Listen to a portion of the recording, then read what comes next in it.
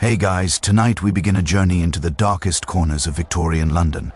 Picture this, you're walking down a narrow alley in 1730s London.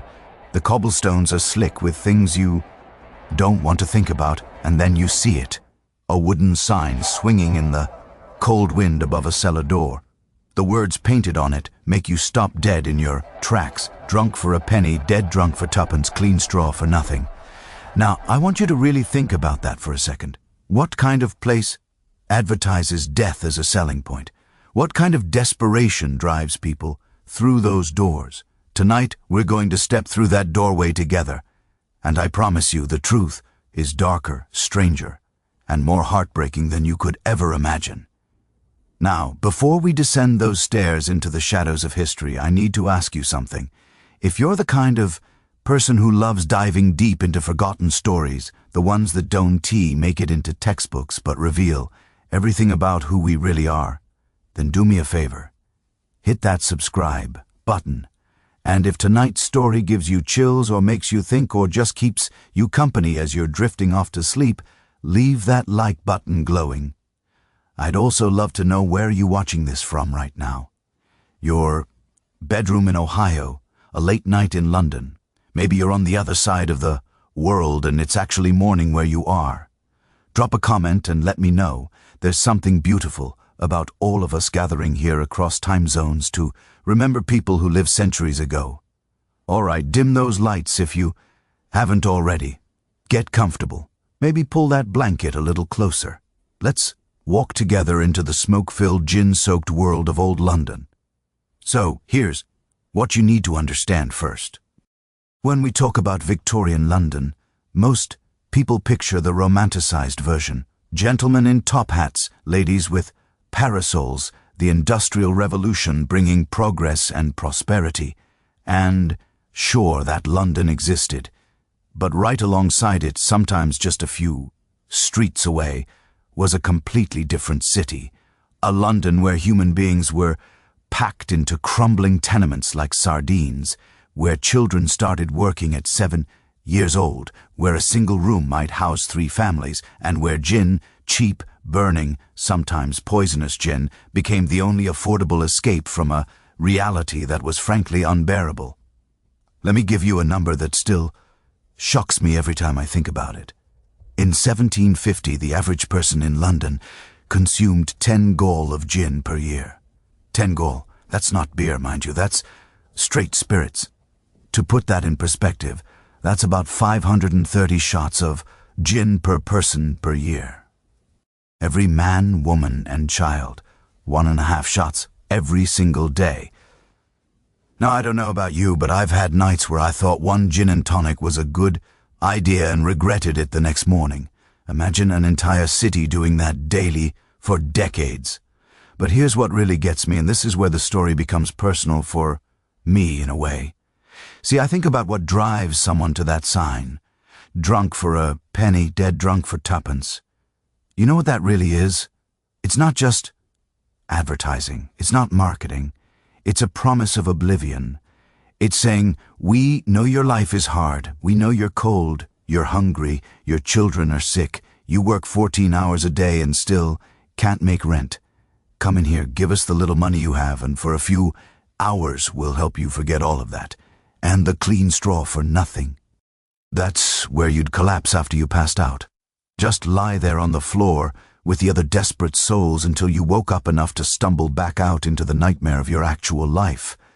There was this neighborhood, and I've read about it so many times that I feel like I could walk its streets in my mind, called St. Giles. Today, it's gone, completely erased from London's map, paved over with New Oxford Street. But in the 1700s and early 1800s, St. Giles was hell on earth. It was so notorious that it earned itself a nickname, the Holy Land. That's Victorian dark humor for you, calling the worst slum in London holy. The artist William Hogarth, who we're going to talk a lot about in this series, based his famous engraving Gin Lane on St. Giles. When you look at that image, and trust me, we'll examine every disturbing detail of it later, you're looking at a real place. Those weren't exaggerations. That was documentary. Here's what daily life looked like in St. Giles. You'd have entire families. Father, mother, 5 or 6 children living in a single room. No windows, or, if there were windows, no glass in them. No heating except maybe a small fire that also had to serve for cooking if they had anything to cook. The buildings themselves were built without foundations because they were only supposed to be temporary. But temporary turned into decades, and those buildings started literally falling apart with people still living in them. Roofs leaked, stairs collapsed, and the landlords, they didn't care. The lease will be up soon, they'd say. Why waste money on repairs?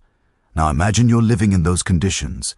Imagine it's February in London, cold, wet, miserable. You've just worked a 14-hour shift at a factory, or you've been walking the streets all day trying to sell matches or old clothes or whatever you could scrape together. Your children are hungry. Your wife is sick. Your home is a damp, dark room that smells like mold and human waste because the communal toilet is overflowing in the courtyard outside. You've got maybe a few pennies in your pocket. You can spend it on food. That won't fill anyone up, or you can spend it on gin. And for 1 penny, for just a few hours, you can forget. You can feel warm. You can feel maybe almost human again. I'm not excusing it. I'm not saying it was the right choice. I'm saying I understand it. And here's the thing that breaks my heart about this whole story. These weren't bad people. They weren't lazy or immoral or inherently self-destructive. They were people trapped in a system that treated them as less than human. They were workers who built the wealth of the British Empire with their hands and got almost nothing in return. And when they turned to gin, when they stumbled into those cellars and drank themselves into oblivion, society looked at them and said, "See, the poor are sinful. The poor are weak. This is their own fault." But was it? Here's something that's going to come up again and again in our story. In 1689, the British government made a decision. They were at war with France, and French brandy was the popular drink at the time. So what did they do? They banned French imports and actively encouraged English gin production. They broke up the monopoly that controlled distilling. They dropped taxes on gin. They made it so anyone could produce it anywhere with no license required. It was economic policy, protectionism. Support your local distillers. Hurt the French economy. Seemed smart at the time, right? Except here's what happened. Gin production exploded. And I mean exploded. Suddenly gin wasn't just available. It was everywhere. It was cheap. Cheaper than food, cheaper than beer. And remember, this is an era where the water in London could literally kill you. Cholera, typhoid. People drank alcohol because it was often safer than water. But gin wasn't like beer. Gin was strong. Gin was about 40% alcohol. And when you're drinking it on an empty stomach because you can't afford food, when you're drinking it to stay warm because you do not have heat, when you're drinking it to forget your dying children and your collapsing life, it becomes something else entirely. They called it mother's ruin for a reason, and we're going to hear that phrase a lot as we go deeper into this story. Gin was blamed for destroying families, particularly mothers. There were stories, real stories documented in court records of women so addicted to gin that they neglected their children, sold their possessions, even, and this is hard to talk about, even harmed their own babies to get gin money. We're going to meet one of these women in a few episodes, and her story is going to haunt you. It haunts me. Her name was Judith Dufour, and what happened to her and her child became the face of the gin crisis, but I'm getting ahead of myself. We'll come back to her. For now, I want you to understand the scale of what was happening. By the 1730s and 1740s, gin consumption in London was at crisis levels. There are estimates that suggest 1 in every 4 houses in neighborhoods like St. Giles was selling gin. 1 in 4.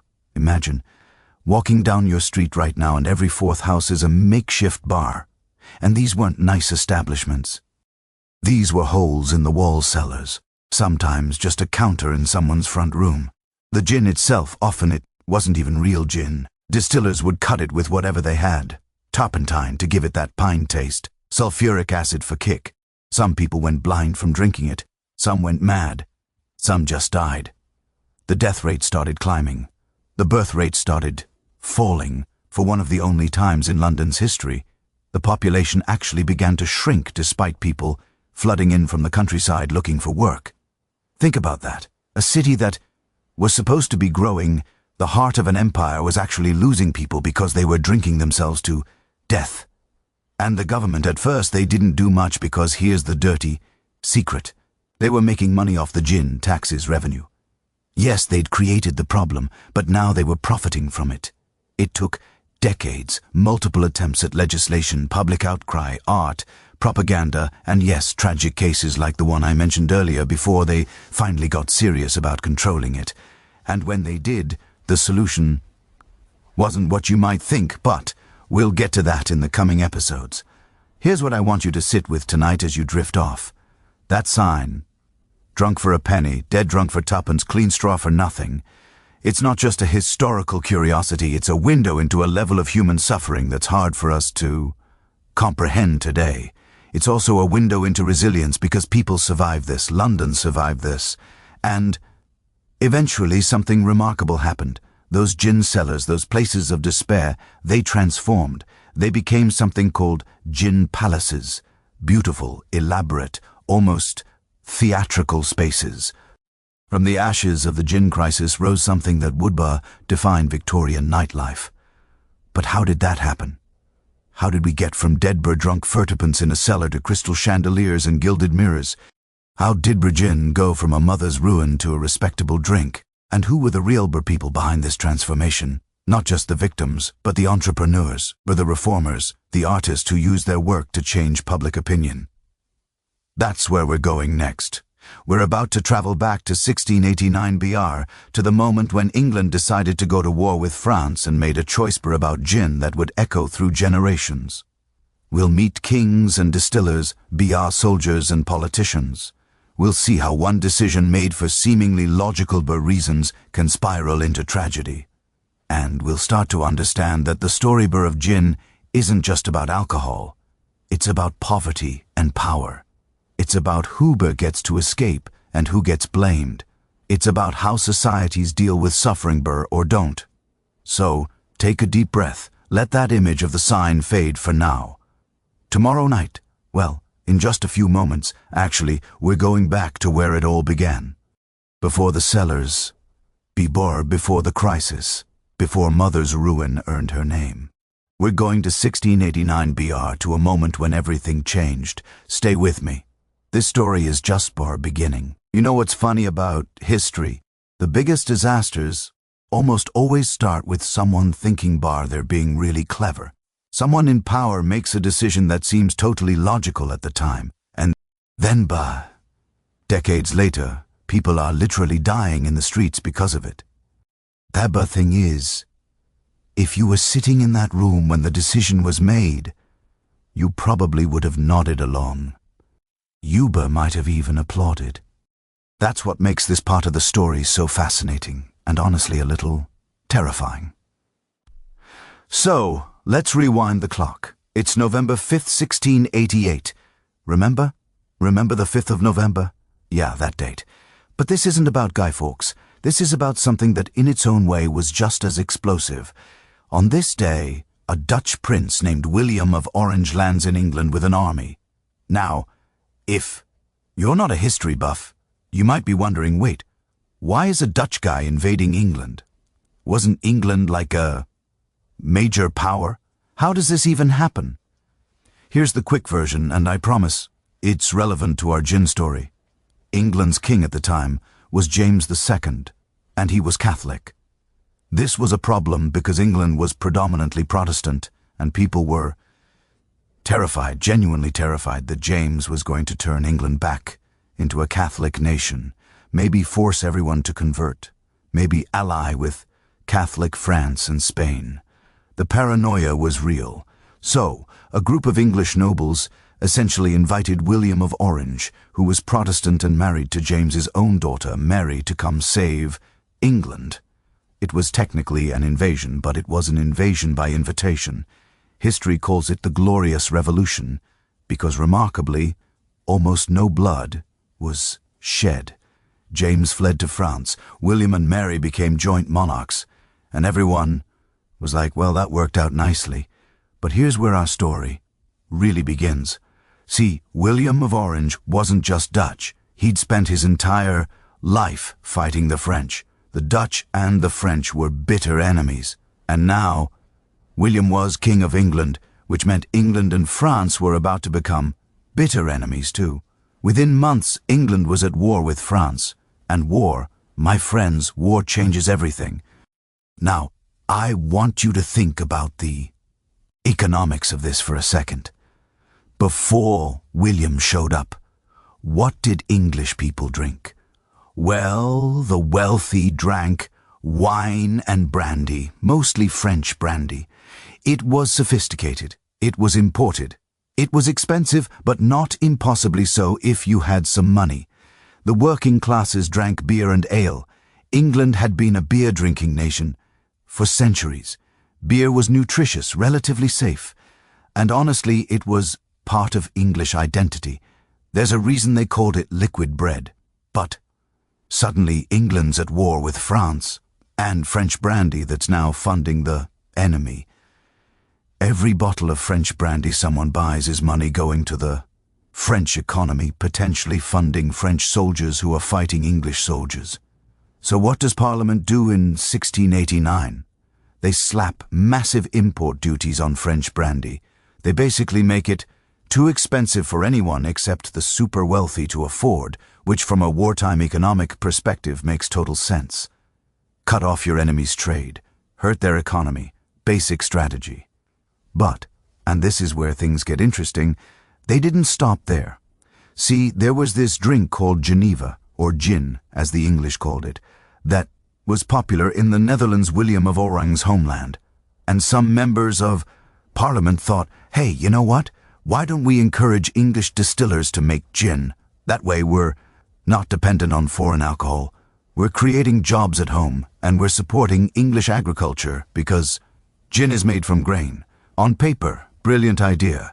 Support local business, create jobs, boost the farming industry, stick it to the French. What could possibly go wrong? Everything. Everything could go wrong. And it did. In 1690, Parliament passed what we now call the Gin Act of 1690, though they didn't call it that at the time. What this act did was break the monopoly of the London Guild of Distillers. Before this, if you wanted to distill spirits, in or near London, you had to be part of the guild.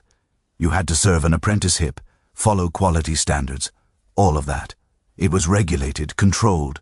The guild kept prices, reasonable but not dirt cheap, and they maintained certain standards. But Parliament looked at that system and said that's restrictive, that's limiting production, let's open it up. So they did. Suddenly anyone could distill gin. You didn't need permission. You didn't need training. You didn't need to join guild or meet any standards. You just did it. And here's the kicker. They also dropped the taxes on gin production way down because, remember, they wanted to encourage this. They wanted gin to replace French brandy. They wanted English grain to be used productively. The government literally incentivized gin production. And you know what? It worked. Boy, did it work. Within a few years, gin production in England exploded. And I'm not being dramatic. The numbers are staggering. In 1690, England was producing about 500,000 gallons of gin per year. By 1710, it was 2 million gallons. By 1720, it was 4 million. And by 1730, over 6 million gallons of gin per year in London alone. That's not even counting the rest of the country. Do you realize how much gin that is? That's enough to give every man, woman, and child in London multiple gallons per year. And remember, this is strong stuff. This isn't beer. This is spirits. Now here's where I need to paint you a picture of what gin production looked like in this unregulated environment, because it's wild. You could set up a distilling apparatus in your kitchen, in your basement, in a shed, behind your house. People did. Widows who needed income started distilling gin. Shopkeepers distilled gin in their back rooms and sold it out front. It became a cottage industry in the most literal sense. And because there were no regulations, no quality control, no standards, people were making it however they could. The proper way to make gin involves distilling grain alcohol and flavoring it with juniper berries and other botanicals. But juniper berries cost money. Good grain costs money. So what did a lot of small-time distillers do? They cut corners. They used the cheapest grain they could find, sometimes grain that was starting to rot. They flavored it with whatever was available. Turpentine, which comes from pine trees, became a popular juniper substitute because it was cheap and gave that piney taste. Some people use sulfuric acid to give the gin more kick.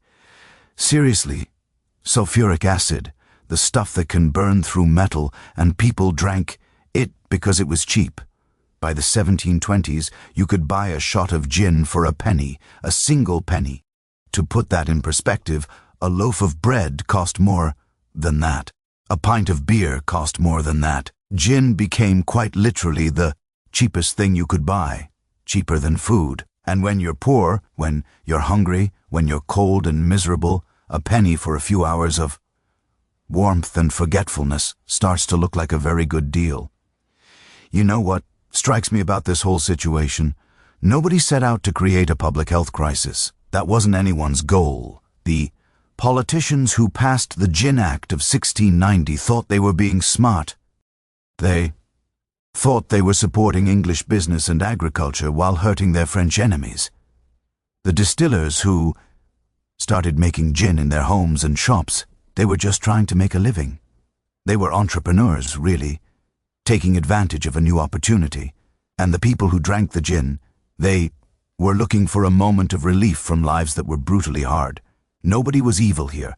Everyone was just trying to survive or succeed or serve their country.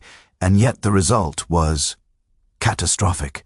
This is what keeps me up at night sometimes. You know how easily good intentions or even just neutral intentions can spiral into tragedy. How quickly a policy decision made in a government building can ripple out and destroy lives. The politicians who voted for that act in 1690, they never had to walk through the slums of St. Giles. They never had to step over bodies in the street. They never had to watch a mother choose gin over feeding her children. They made their decision in a nice, comfortable room, probably over glasses of wine. And then they went home to their estates, and the consequences. Those fell on people who had no power, no voice, no way to make it stop. But here's something I think about too. And maybe this is controversial, but hear me out. Was Gwyn really the problem? Or was gin just the symptom? Think about it.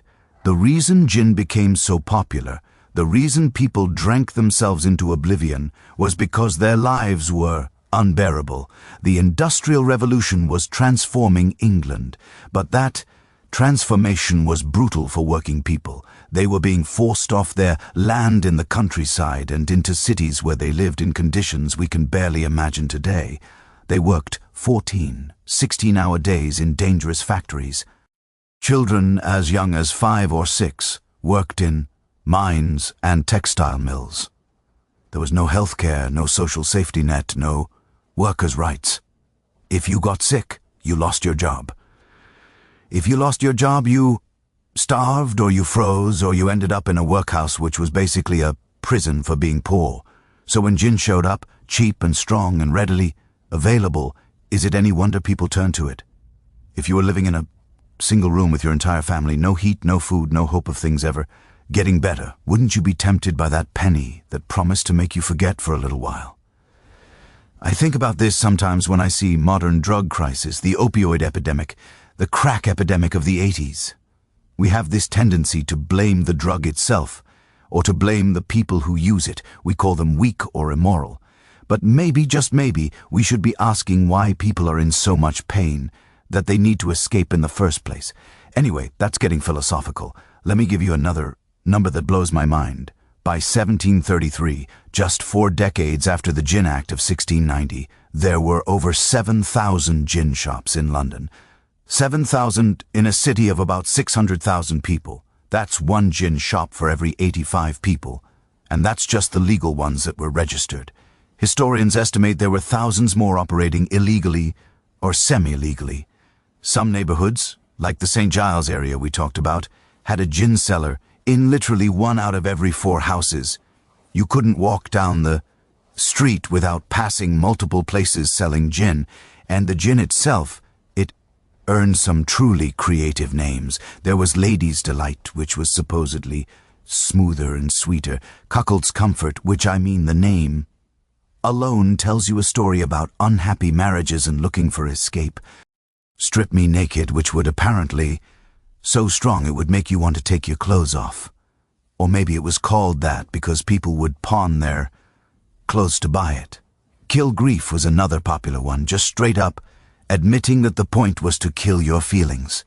No pretense there. And my personal favorite, though it's dark as hell, Mother's Ruin. That's what gin came to be called overall. Mother's Ruin because it was destroying families because mothers were drinking it, neglecting their children, sometimes doing unspeakable things for gin money. We'll get into those specific stories soon, and they're not easy to hear. But here's what I want you to understand about this moment in history. This decision in 1690 to open up gin production. This was a turning point. This was when England went from being a relatively sober-beering nation to being a gin-soaked disaster zone.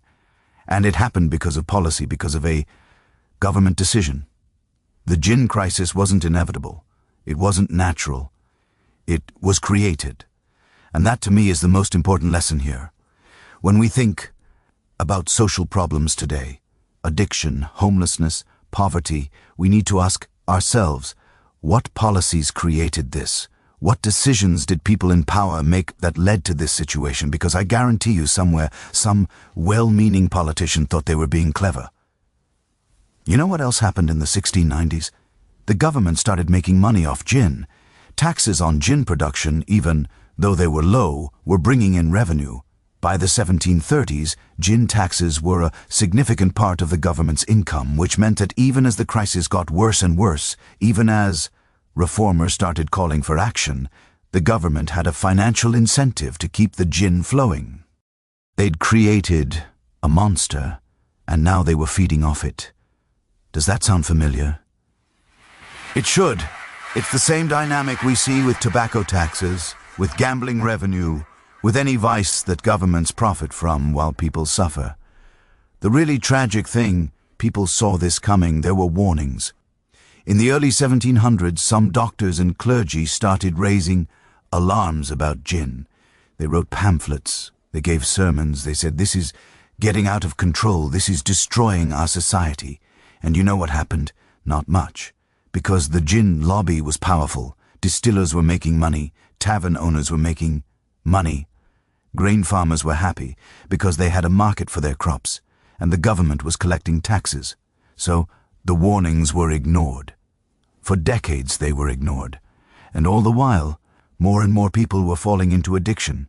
More families were being destroyed. More children were dying. More bodies were being found in ditches and cellars. It wasn't until the 1730s, when things got so bad that even the wealthy couldn't ignore it anymore, that serious reform efforts began. And even then, it took until 1751 for effective legislation to pass. That's over 60 years after the original act had started the problem. 60 years. 3 generations of suffering before anything meaningful was done. And you want to know the darkest part? The darkest part is that this pattern repeats itself over and over throughout history. We create a problem through policy or neglect. People suffer. We ignore the warnings because powerful interests benefit from the status quo. The crisis gets worse. Eventually, it gets so bad that we have to do something. We implement reforms. And then, a generation or two later, we forget the lessons we learned and we do it all over again with something else. So here we are in 1690 at the beginning of the gin crisis. The act has been passed. The gin is starting to flow. In living rooms and cellars across London, people are setting up stills and starting to distill. Workers are discovering that a penny can buy them a few hours of escape. The wealthy are sipping imported wines and congratulating themselves on their clever economic policy. And nobody understands what's about to happen. But we know. We know because we've already seen the sign. Drunk for a penny, dead drunk for tuppence. We know because we've heard about St. Giles, about the mothers and the children, about the death and the madness. We know how this story goes. And that's what makes this moment so chilling. These people in 1690, they thought they were building something good. They had no idea they were lighting a fuse. So the gin starts flowing, more and more of it every year. It's cheap, it's everywhere, it's strong. And over the next few decades, it's going to transform London into something that shocked even the people living through it. It's going to create scenes of misery and desperation that artists like Hogarth will feel compelled to document, not just for their own time, but as a warning to future generations. Us. It's a warning to us. In just a moment, we're going to step into that nightmare fully. We're going to talk about the 1720s, 30s, and 40s, the peak of the gin crisis. We're going to walk through the gin shops and cellars. We're going to see what the gin itself was actually like, what it did to people's bodies and minds.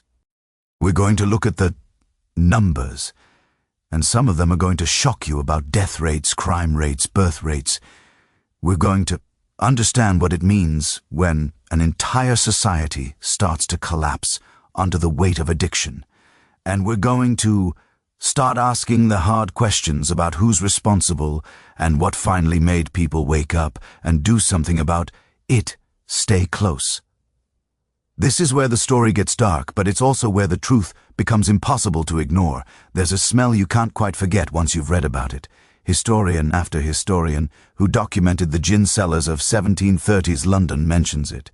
This overwhelming stench of unwashed bodies, vomit, urine, and that sharp chemical smell of poorly distilled spirits. One writer described it as a vapor so thick you could taste it on your tongue before you even reached the bottom of the stairs. And I think about that. Sometimes, you know, how if we could build a time machine and go back to that moment, the first thing that would hit us wouldn't be what we saw. It would be what we smelled. The full sensory horror of it. That's where we are now. We're going down those stairs. It's 1735, London. Let me walk you through what an actual visit to a gin cellar was like, because I want you to really understand this. You're a laborer. Let's say you work at the docks, loading and unloading ships. You've been working since before sunrise. It's now 7 in the evening and you're exhausted. Your back aches. Your hands are raw. You've got maybe 3 pence in your pocket. Your entire day's wages. You're supposed to take that home to your wife and children.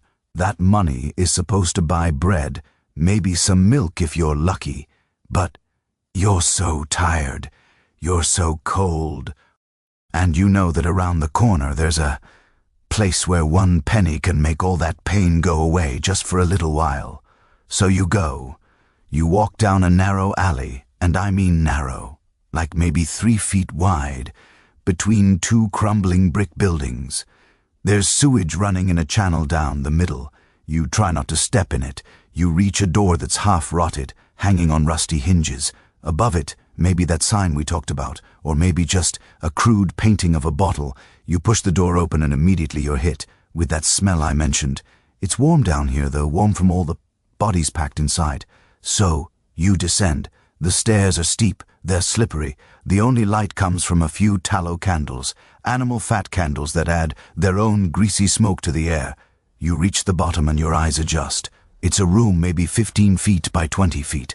The ceiling is so low you have to duck if you're tall. The walls are sweating with condensation, and there are people everywhere, packed in, standing because there's nowhere to sit, or lying on the floor against the walls if they've already had their fill. Behind a wooden counter, just planks laid across barrels, really. There's the gin cellar. Could be a man, could be a woman, could be someone who looks like they drink as much as they sell. And behind them you see it, the gin, not in fancy bottles, in large earthenware jugs, sometimes in barrels with a spigot. The gin cellar has a ladle or a measuring cup. You put your penny on the counter, they dip the ladle into the jug. They pour you what? Maybe 2 or 3 just a small cup. Might be a pewter cup that dozens of other mouths have touched. Might be a chipped pottery mug. Might be a tin cup with sharp edges. And you drink it right there in one go, usually. because that's how you do it. What does it taste like?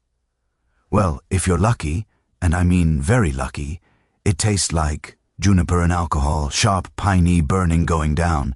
But if you're not lucky, if you're in one of the hundreds of places that cuts their gin with turpentine, it tastes like you're drinking paint thinner, because essentially you are. Turpentine is literally a paint thinner. It comes from pine trees, so it's got that piney taste that sort of resembles juniper if you squint. But it's toxic. It can damage your kidneys, your liver, your nervous system, or maybe your gin is cut with sulfuric acid, oil of vitriol, they called it. This was added to give the gin more bite, more harshness, because people associated that burn with strength, with alcohol content, sulfuric acid, the same stuff that in concentrated form can dissolve metal. You're drinking it in small amounts. It won't kill you immediately, but over time it'll corrode your stomach lining. It'll destroy your teeth. It'll make you sick in ways that 18th century doctors didn't understand, but we do now. Some gin was colored with sugar to make it look aged, like it was high quality. Some was thickened with almond oil to give it body. Some had salt added to make you thirstier so you'd buy more. There are documented cases of gin being flavored with things like grains of paradise, coriander, angelica root, but also with deadly nightshade, with lead acetate, which tastes sweet, with anything and everything that was cheap and available. You didn't know what you were getting, you just knew it was called gin.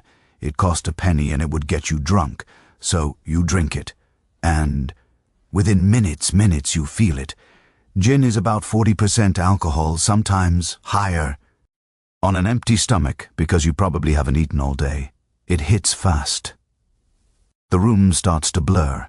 The cold that's been in your bones all day starts to fade. The pain in your back, in your hands, it dulls, and for just a moment, you feel not good, exactly, but not terrible, not trapped, not hopeless, just numb, floating. And that feeling is so precious, so rare in your life that you're willing to poison yourself to get it. Now multiply that scene by thousands, by tens of thousands, every night all across London. Can you imagine what that does to a city? Let me give you some numbers that still make my hands shake when I write them down. In 1720, London's birth rate was about 40 births per 1,000 people per year. That's already not great, but it's sustainable. By 1750, at the height of the gin crisis, it had dropped to about 32 births per 1,000 people. That's a 20% decline. Why? Because women who are heavily pregnant and drinking gin had miscarriages. Because babies born to alcoholic mothers, and we now know about fetal alcohol syndrome, but they didn't then, were born weak, sick, with developmental problems because infant mortality skyrocketed. Speaking of which, infant mortality. In the early 1700s, about 1 in 5 children died before their first birthday in London. Terrible, right? But by the 1740s, in neighborhoods like St. Giles, it was 1 in 3. In some of the worst areas, it was approaching 1 in 2. Half of all children dead before age 1. And gin was a massive factor, not just because of fetal alcohol syndrome, but because mothers who were addicted to gin neglected their babies. Babies died from exposure, from starvation, from accidents that happened because their caregivers were too drunk to notice danger. Here's another number. In 1725, more people died in London than were born. The city's population actually decreased. Think about that. This is London, the capital of an empire, a city where people are flooding in from the countryside looking for work. Immigration should have been making the population boom. Instead, it shrank because the death rate outpaced both the birth rate and immigration combined. That had never happened before in London's history during peacetime, and it was largely due to gin. The death rate in gin-heavy neighborhoods was obscene. There's a famous quote from a magistrate in 1751 who said, "In some parts of this town, 1 house in 4 sells gin, and in those streets 1 person in 4 dies gin drunk." Now, that might be hyperbole, but even if It's exaggerated. The truth behind it is horrifying. People were dying from acute alcohol poisoning, from liver failure, from accidents while drunk, falling downstairs, falling into the Thames, walking into traffic from violence, gin-fueled fights that turned deadly from exposure, passing out drunk in the street in winter and freezing to death. There's this account I read from a night watchman in 1738. He did rounds in the St. Giles area, and he kept a sort of informal diary. One entry from January of that year says something like, "Found 3 persons dead in the street this night, 2 men and 1 woman. All appeared to have died from cold, having drunk themselves. Insensible. 4th person found was a child, perhaps 6 years of age, sitting beside what I took to be its mother, who was dead. Child was in such a state I believed it too would be dead by morning. That was one night in one neighborhood. That was normal. And then there's the madness, the literal clinical madness. Gin psychosis is a real thing. When you drink heavily over a long period, especially spirits cut with toxic chemicals, it damages your brain. People had hallucinations, violent outbursts, paranoid delusions.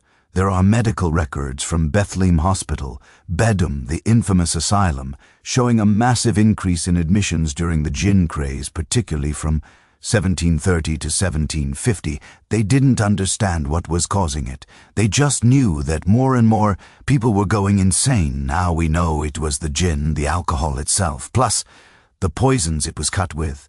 Blindness was another epidemic. Methanol, wood, alcohol sometimes ended up in poorly distilled gin.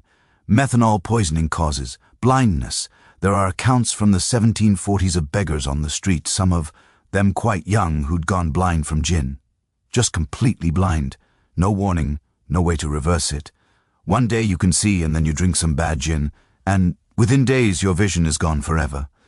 Imagine living in those times, drinking gin from some cellar, and just hoping that this batch wouldn't be the one that made you go blind. You want to know something that really gets me? The people selling this stuff often weren't evil. They were poor too. A widow whose husband died might start selling gin because it was one of the few ways a woman could make money without a male relative's permission. She'd buy gin cheap from a distiller or distill it herself in her kitchen and sell it for a penny more than it cost her. That's how thin the margins were. She wasn't trying to poison people, she was trying to survive, but survival for her meant destruction for her customers. Everyone was trapped in this system where desperation fed on desperation. Let me tell you about something called a dram shop. This was a step below even the gin sellers. Dram shops were basically just corners of rooms, sometimes just a cupboard built into a wall on the street. You'd walk up, hand over your penny, and someone would pour you a dram, a shot through a little window. No going inside, no sitting down, no community, even the dark, toxic community of the cellars. Just walk up, drink, walk away. There were hundreds of these in London, maybe thousands, and some of them operated 24-hour a day. Anytime, day or night, you could get gin. That level of availability is insane. Henry Fielding, the writer, the magistrate, the guy who wrote Tom Jones, he lived through this and tried to do something about it. In 1751, right at the peak of the crisis, he published a pamphlet called An Inquiry into the Causes of the Late Increase of Robbers. And in it there's this quote that's burned into my brain.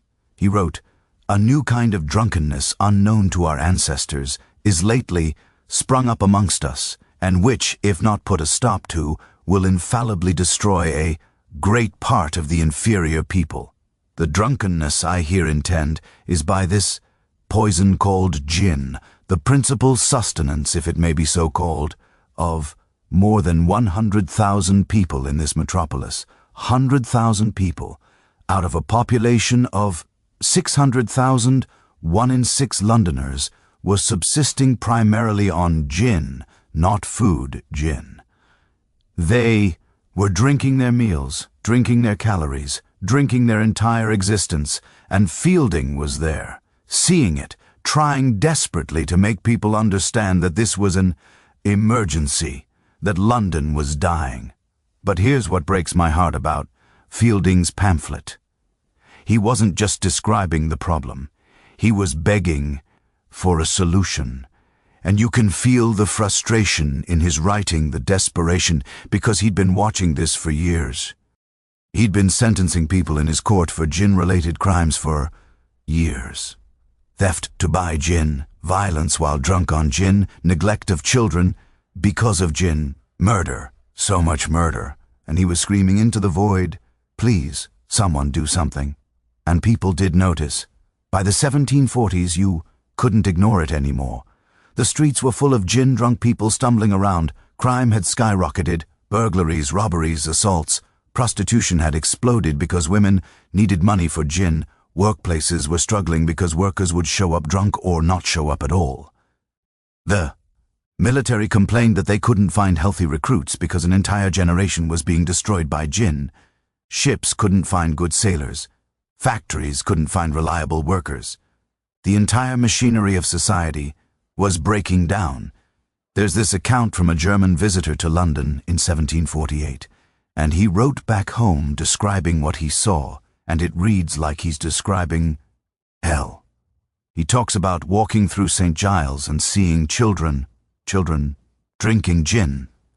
He saw a boy who couldn't have been more than 7 years old, completely drunk, lying in the street. He saw a woman nursing an infant while simultaneously drinking gin and offering the bottle to another child who looked about 3. He saw an old man die on the street corner, and people just stepped over the body to get into the gin shop. Nobody cared. Death had become so commonplace that it was just part of the scenery. And the thing is, even the people living through it knew it was insane. There are letters and diaries from working-class people, the few who could write, expressing horror at what was happening to their communities.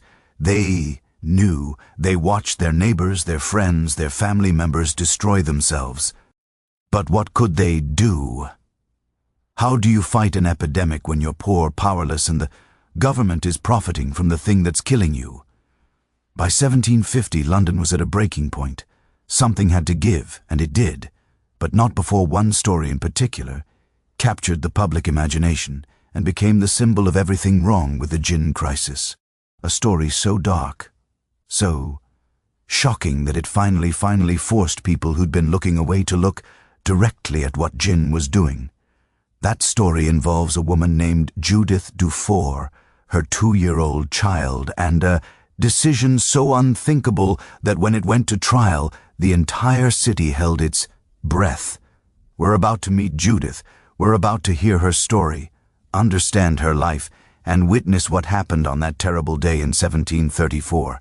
It's not an easy story. It's not a comfortable story, but it's a necessary one, because Judith Dufour became the face of Mother's ruin. She became the cautionary tale that reformers would point to for generations. And she was real. She was a real person with a real life that ended in the worst possible way. Let's find out who she really was. Sometimes a single name carries the weight of an entire era. You say Anne Frank, and you're talking about the Holocaust. You say EMTT Till, and you're talking about racism and injustice in America. And in 1730s London, if you said Judith Dufour, even just whispered that name, everyone knew exactly what you meant. You were talking about the gin crisis. You were talking about what desperation and addiction can drive a human being to do. You were talking about a mother and a child and a choice that still haunts me every time I think about it. Before I tell you what Judith did, I need you to understand who she was. Because here's what makes this story so devastating. She wasn't a monster. She was just a person. A person who was failed by absolutely everyone and everything around her. Let me take you back to the beginning. Judith Dufour was born around 1704, maybe 1705. Her parents were Huguenots, French Protestant refugees who'd fled to England to escape religious persecution in France. So right from the start, Judith's family were outsiders, immigrants. They settled in Spitalfields in East London, which was the heart of the silk weaving industry and home to a large Huguenot community. Her father was described in records as a poor but honest weaver. Poor but honest. You see that phrase a lot in historical records, and it always breaks my heart a little. as if being poor means you're suspected of being dishonest unless proven otherwise. Judith started working when she was about 10 or 12 years old as a silk winder. That's someone who winds silk thread onto bobbins. Repetitive, delicate work that ruins your eyesight over time. She worked for a female weaver for 11 years. 11 years of the same work day after day. Then she worked for 4 more years for a male weaver. So by the time she's in her mid-20s, Judith has spent her entire conscious life doing this one job. She has no other skills, no education. She couldn't read or write, no property, no money saved, just her ability to wind silk. And then something happened. The records don't tell us exactly what, but we can read between the lines.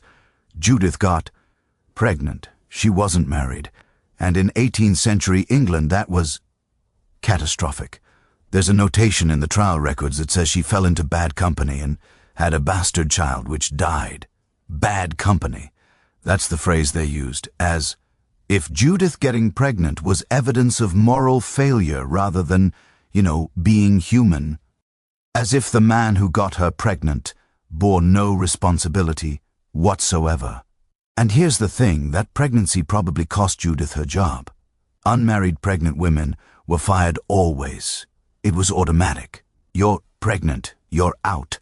Doesn't matter that you've worked faithfully for 15 years. Doesn't matter that you're skilled, out. So suddenly Judith has no income. She's pregnant. She has no family support we know of. Her parents were probably dead by this point, or at least aren't mentioned. She's completely alone. The baby, her first baby, died. We don't know how. Infant mortality was so high that sometimes babies just died. Or maybe Judith couldn't afford food and the baby starved. Or maybe she was drinking gin while pregnant and the baby was born too weak to survive. We don't know.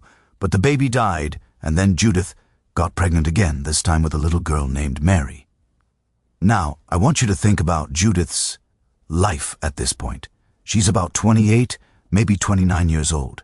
She has no job, no home of her own.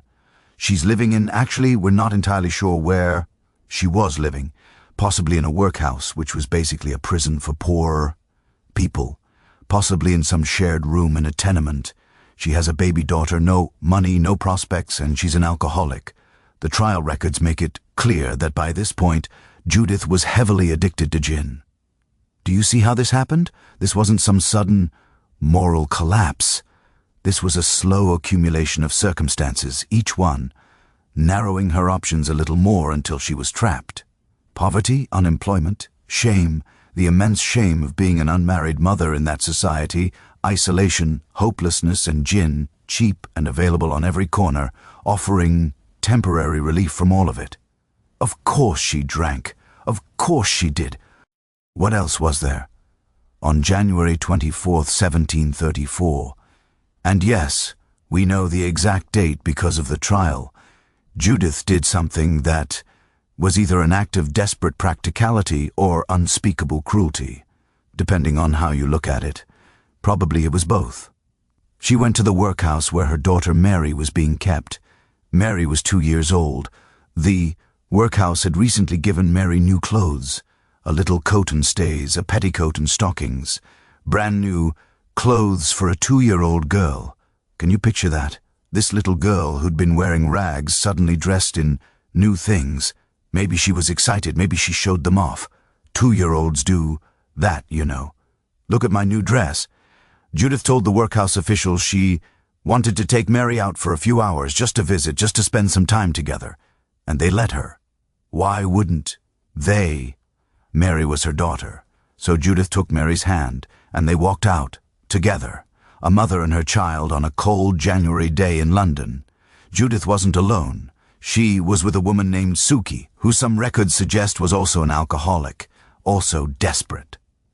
And here's what happened next. I'm going to tell you straight, because you need to hear it, even though it's awful. They took Mary to a field in Bethnal Green. They stripped the clothes off this 2-year-old girl, the new coat, the stays, the petticoat, the stockings, everything. And then Judith strangled her own daughter. She killed Mary. And they threw the naked body into a ditch and left it there like garbage. Then Judith and Suki took the clothes, this dead child's clothes, to a pawn shop. They sold the coat and stays for 1 shilling, the petticoat and stockings for a gat, which was 4p, total of 16p. And with that money they bought gin. Specifically, they bought a quartern of gin, which was about 1/4 of a pint. They split the money and the gin between them and got drunk. I have to pause here because I'm getting emotional just telling you this. A child, a 2-year-old child. Her name was Mary, and she existed, and she died in the worst possible way. And then her death is still used as a symbol, as a cautionary tale, as a propaganda tool. But she was real. She was a real little girl who didn't get to grow up. And that's hard. The body was found pretty quickly. Someone saw it in the ditch and reported it. And because Judith had taken Mary from the workhouse, it wasn't hard to figure out what had happened. Judith was arrested. Within days, so was Suki. They both confessed almost immediately. There was no drawn-out investigation, no mystery. They admitted everything. The trial was held on February 27th and 28th, 1734 at the Old Bailey. The courtroom was packed.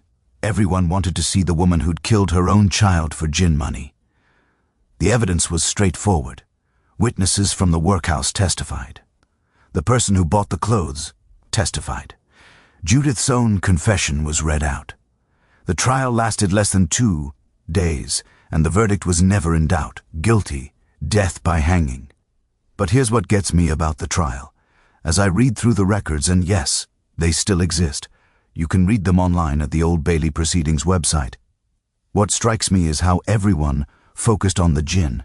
She did it for gin money. She was drunk on gin. Gin made her do this, and yes, gin was absolutely part of the story, but it wasn't the whole story, was it? What about the society that gave Judith no way to support herself and her child? What about the employers who fired her for getting pregnant? What about the men who got her pregnant and faced 0 consequences? What about the economic system that paid her so little for 15 years of work that she had no savings, no safety net? What about the government that flooded the streets with cheap, poisonous gin and then acted shocked when people got addicted? Where was their responsibility in this? But that's not what the trial was about. The trial was about Judith, only Judith. She was the monster. She was the cautionary tale. She was mother's ruin personified. And on March 8, 1734, Judith Dufour was hanged at Tyburn, which was the main execution site in London. Thousands of people came to watch. Executions were public entertainment back then. They were spectacles, and Judith's execution was especially well attended because everyone had heard about what she'd done. After she was hanged, her body was given to medical schools for anatomization. That means dissection. Even in death, she wasn't allowed dignity. Her body was cut apart in front of medical students used for education. Which, medical education was important, and unclaimed bodies had to come from somewhere. But it just feels like one final violation, doesn't it? She was poor, addicted, desperate. She did something unforgivable, and then she was killed and literally torn apart. Now, was justice served? I genuinely don't know how to answer that. What Judith did was horrific. A 2-year-old child died because her mother valued gin more than her life, or at least in that moment of desperation and addiction, couldn't see another option. That's unforgivable, right? That's the kind of thing where you say, I don't care what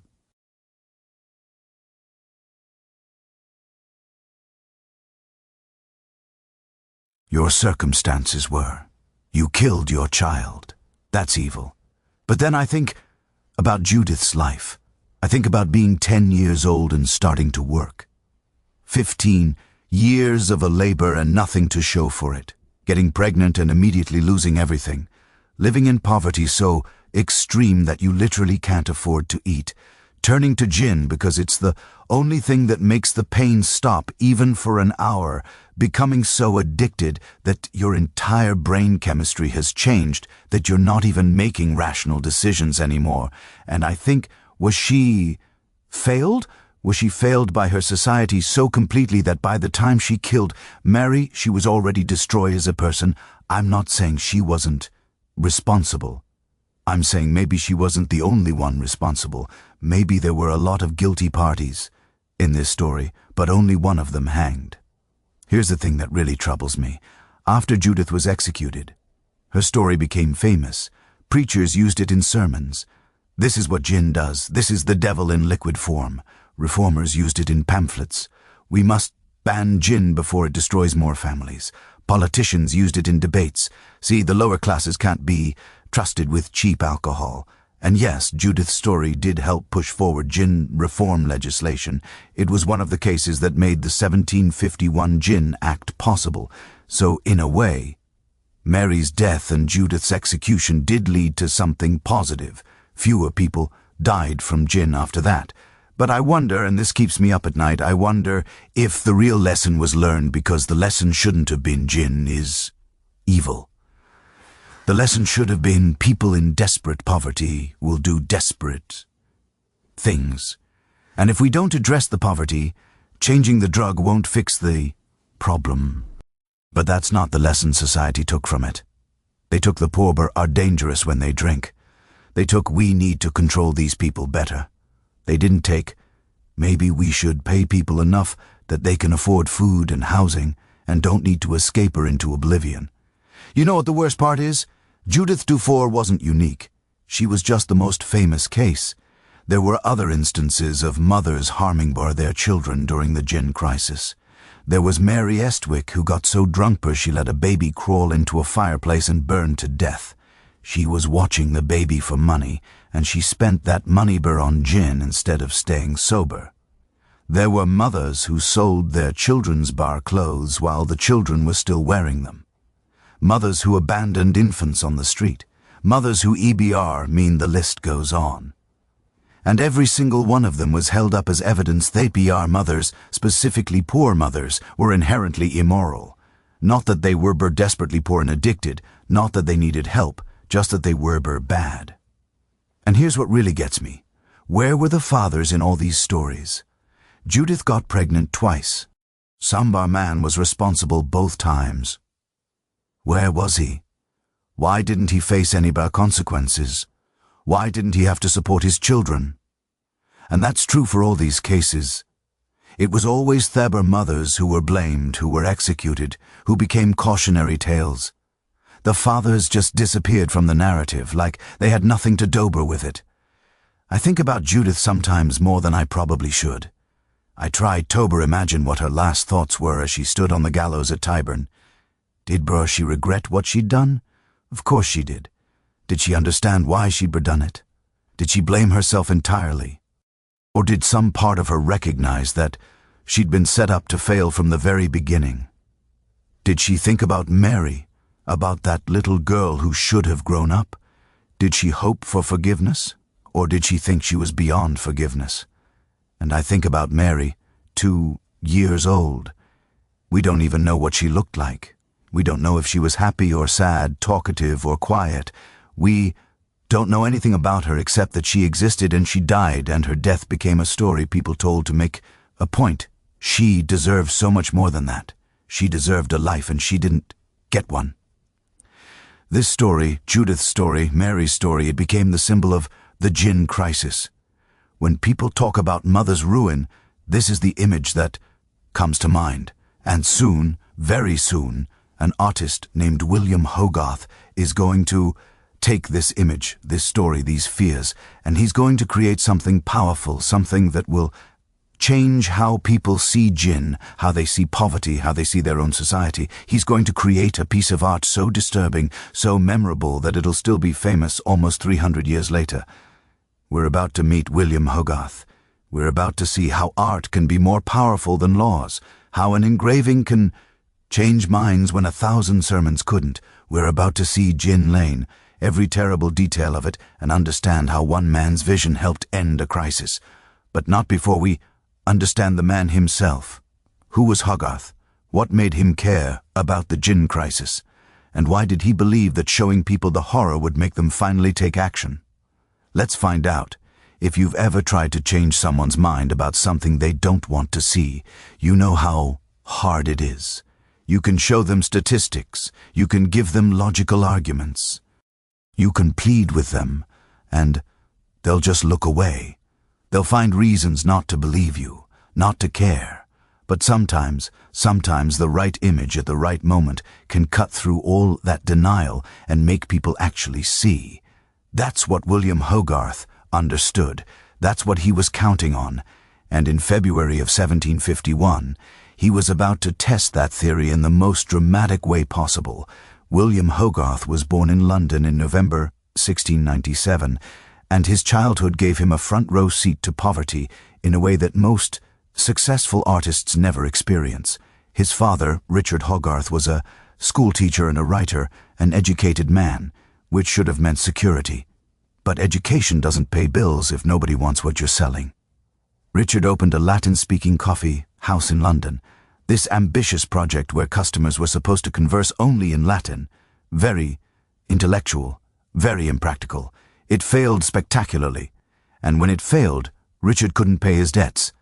So in 1708, when William was about 10 or 11 years old, the entire family, William, his father, his mother, his siblings, were sent to live in Fleet Prison.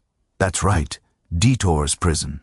For 5 years, William Hogarth's childhood home was a prison, not because his father committed a crime in any real sense, just because he owed money and couldn't pay it back.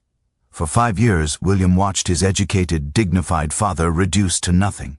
He watched creditors humiliate his family. He watched poverty from the inside, and he never forgot it. When the family finally got out, because Richard's debt was eventually forgiven, or paid, the records aren't clear. William was about 16, and he made a decision. He was going to become successful. He was going to make money. He was never, ever going back to prison. So he apprenticed with the silver engraver, learned the craft, and eventually set up his own engraving shop. Then he went to art school, learned painting, and started getting portrait commissions from wealthy families. And he was good, really good. By his 30s, Hogarth was making decent money painting flattering portraits of rich people. But here's the thing about Hogarth, and this is what makes him fascinating. He got bored painting rich people. He found it shallow, unsatisfying. He wanted to do something meaningful, something that mattered. Maybe it was because of those years in debtor's prison. Maybe it was because he'd seen real suffering and couldn't unsee it. Whatever the reason, Hogarth started creating what he called modern moral subjects, series of paintings and engravings that told stories about contemporary life, especially about vice and morality and the consequences of bad choices. In the 1730s and 40s, he created some of the most famous narrative art series in history.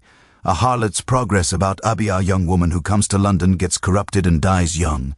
A Rakespar Progress about a wealthy young man who squanders his inheritance on gambling and women, and ends up insane in Bedlam Asylum. Marriage Mode, satirizing aristocratic marriages of convenience. These weren't just pictures, they were stories told in sequential images, basically the first comic strips, if you think about it. And they were hugely popular because they showed real life. They showed recognizable people making recognizable mistakes. But by 1750, Hogarth was in his early 50s, and he was getting disillusioned. His paintings at auction weren't selling for as much as he thought they should. Critics were dismissing him as a merry comic artist, not a serious one. And he was looking around at London at the gin crisis that was destroying his city, and he was angry. He was friends with Henry Fielding, the magistrate and writer we talked about earlier. Fielding would tell him stories from his courtroom about gin-fueled crimes, about mothers, like Judith Dufour, about the sheer scale of the destruction. And Hogarth decided, I'm going to do something about this. In February 1751, Hogarth published 2 engravings as a pair designed to be viewed together. One was called Beer Street. The other was called Gin Lane and Friends. When I say these images changed history, I am not exaggerating even a little bit. Let me describe them to you, because if you haven't seen them, you need to understand what people were looking at. Beer Street is a picture of prosperity. The street is populated by well-fed, happy-ling people. There's a povia, a street paver taking a break to drink beer, and he's plump and healthy. There's a sign painter working, and he looks content. In the background, you can see buildings being constructed, new houses going up, a sign of economic growth. There's a fishwife who's so wealthed, she's actually quite round, and she's flirting with the pavia. Everyone's drinking beer. Yes, but they're not drunk. They're just content, happy. The only building that's falling apart is a pawn shop. And that's the joke. When people can afford beer and have good jobs, they don't need to pawn their possessions. The pawn shop is going out of business. Beer Street is saying this is what England should be. This is what England could be if people drank good, honest English beer. Now, let's talk about Gin Lane. And I need to warn you, this image is disturbing. It's meant to be disturbing. It's designed to shock you, to horrify you, to make you unable to look away. The setting is St. Giles, which we've talked about before. You can tell because in the background there's the tower of St. George's Church in Bloomsbury. The street is crumbling, buildings are literally falling down. And the people, at the center of the image, the focal point that your eye is immediately drawn to, is a woman sitting on steps. She's barely clothed. Her dress is falling off. Her legs are covered in syphilitic sores. She's taking a pinch of snuff, tobacco, and she's smiling, grinning. Actually, she looks insane. And here's the thing that makes everyone gasp when they first really look at this image. She's holding a baby, her baby, and the baby is falling, tumbling off her lap down the steps towards certain death or injury. Because this mother is so drunk, so oblivious, so gone that she doesn't even notice. That woman is Judith Dufour, or rather, she's every mother like Judith Dorr. She's mother's ruin incarnate. But that's just the beginning. Let me walk you through the rest of the horror show because Hogarth packed this image with details and every single one of them means something. To the right, there's a man on the street, emaciated, skeletal, fighting with a dog over a bone, a dog. Both of them are so hungry that they're literally fighting over scraps.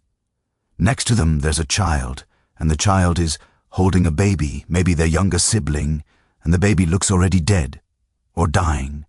The child's face shows no emotion. They've become numb to death. In the background, there's a coffin being carried out of a house, but nobody seems to care. Death is so common, it's not even noteworthy. There's a man hanging himself from a building, suicide right there in public. And again, nobody's reacting. It's just another Tuesday in Gin Lane. On the left BR side, there's a charity school girl. You can tell by her uniform, who's pouring gin down a baby's throat, teaching their next generation to drink, perpetuating the cycle. Behind her, there's a barber who's hanged himself in his shop, and you can see his body through the window. The sign above his shop says Kilman Distiller. Kilman, get it. The distiller is literally killing people, and there are children lined up at his door buying gin. There's a woman in ABR wheelbarrow, early version of a wheelchair, and she's drinking gin from a cup. There are people fighting, people collapsed, buildings collapsing, and in the very foreground at the bottom of their image, there's a coffin with a dead woman in it, died from gin, and a childbirth is crying next to it. Everything in this image is death, decay, madness, amber suffering. But here's Hogarth's genius. He didn't just show you the problem. He showed Uber the contrast. Beer Street and Gin Lane were meant to be hung side by side. Uber was supposed to look at them together. Beer, prosperity, health, Englishness, but goodness. Gin, poverty, death, foreignness. Remember, gin came from Holland, evil. The message was crystal clear. Drink beer, not gin. Choose life, but not death. Be a good English person, not a gin-soaked wreck. Now Hogarth was ABR, smart businessman. Remember, he'd been successful for years. He knew how to market things. Most of his engravings sold for relatively high prices, several shillings each, because they were aimed at middle class and wealthy buyers who could afford art.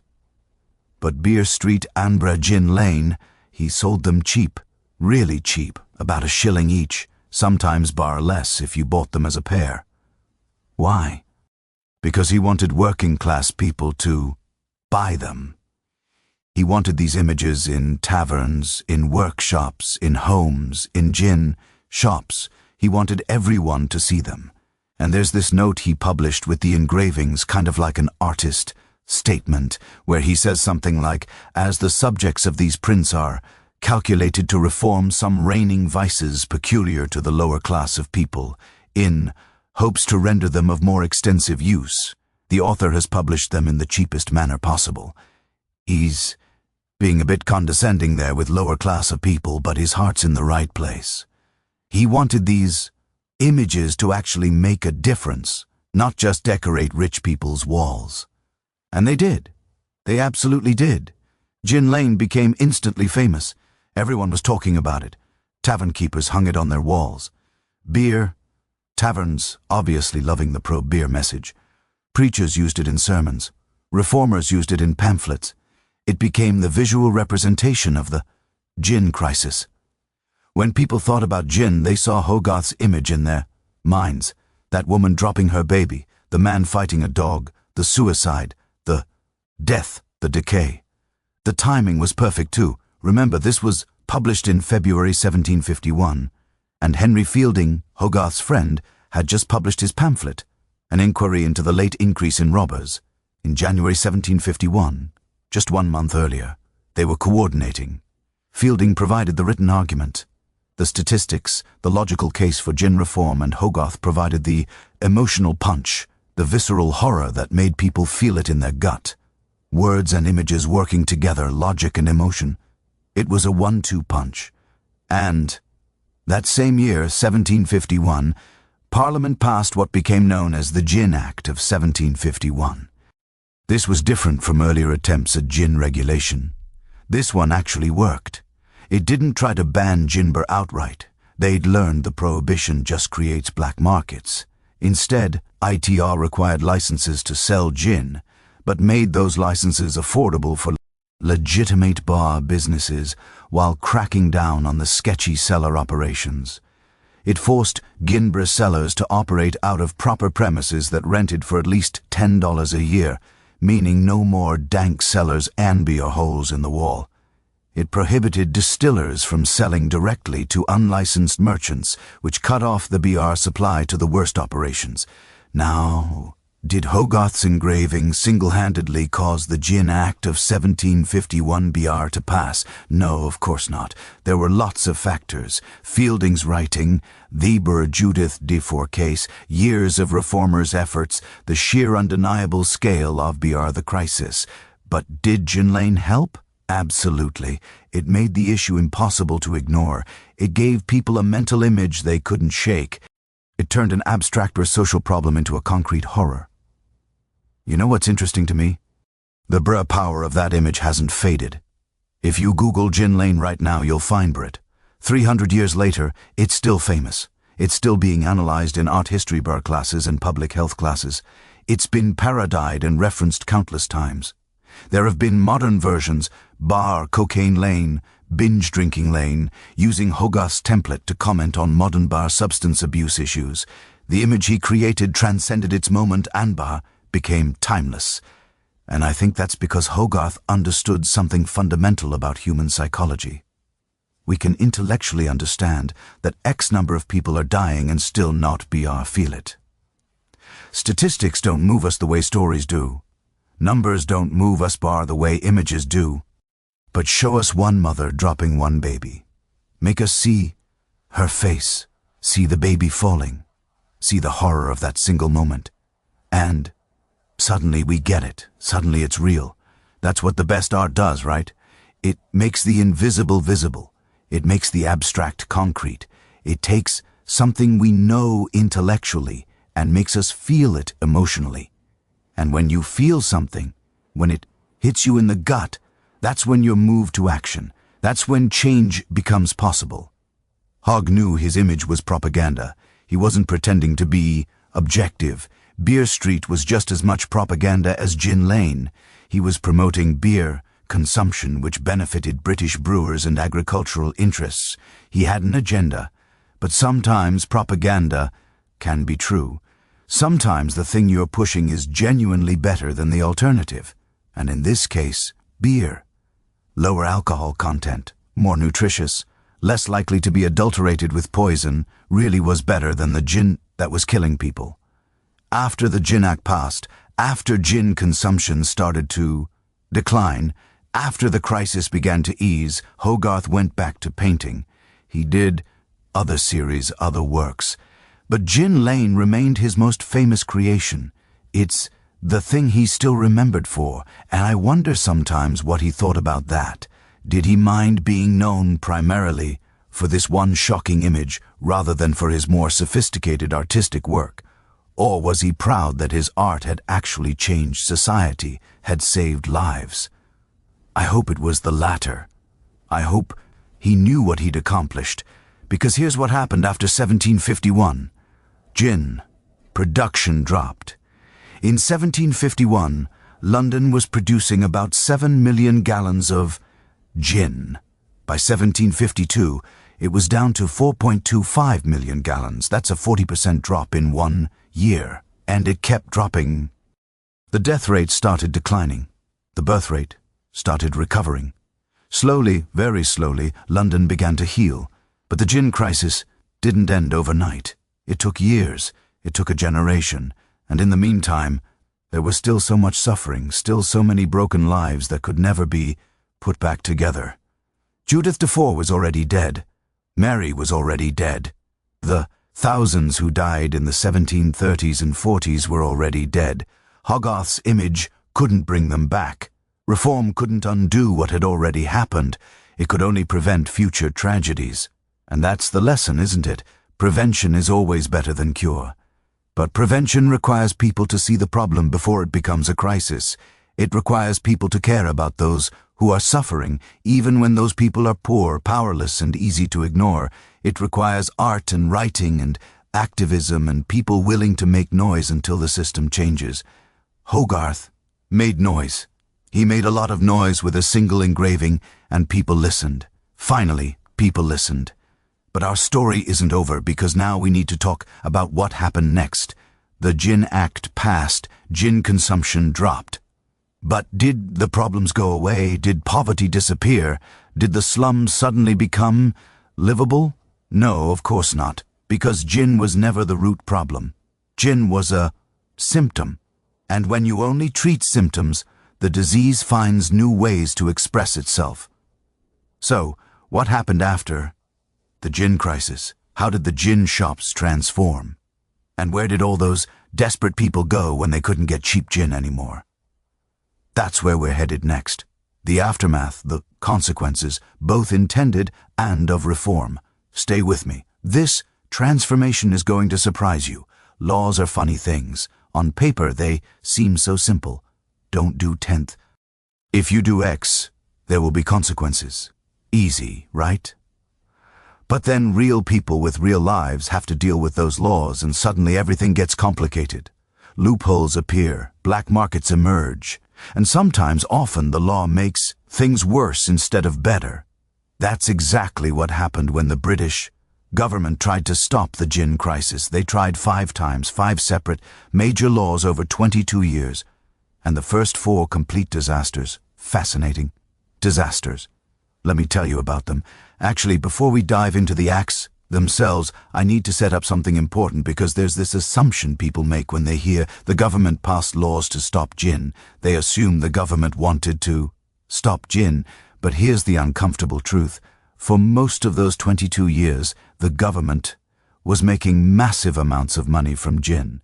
The taxes on gin production and sales were bringing in revenue that they absolutely did not want to lose. So every attempt at regulation was this delicate dance of trying to look like they cared about the social crisis while not actually hurting their own income. It's cynical, but it's true. Let's start with the Gin Act of 1729. This was the first serious attempt at regulation, and honestly it was pretty mild. It required anyone selling gin to have a license from local magistrates. Sounds reasonable, right? But the license only cost £2 per year, which wasn't expensive. The Act also put a small retail tax on gin, about 2 shillings per gallon, again not huge. The idea was to make gin slightly less accessible, slightly more expensive, without completely disrupting the industry or the tax revenue. It was compromise legislation. And, you know, what happens with compromises? Usually they satisfy nobody and fix nothing. The 1729 Act did almost nothing to slow gin consumption. Why? Because £2 for a license was affordable for most sellers. The tax was low enough that it barely raised prices. Enforcement was spotty at best. And fundamentally, the act didn't address the real problem, the fact that gin was still legal, still cheap, still everywhere, and people were still desperate enough to drink it. Gin production actually continued to rise after 1729. By 1733, London was producing more gin than ever. The act had failed, so Parliament tried again, and this time they went big. The Gin Act of 1736. Oh boy, this is where things get wild. Parliament looked at the 1729 Act and basically said that was too soft. We need to make gin so expensive and so difficult to sell that the whole industry collapses. So what did they do?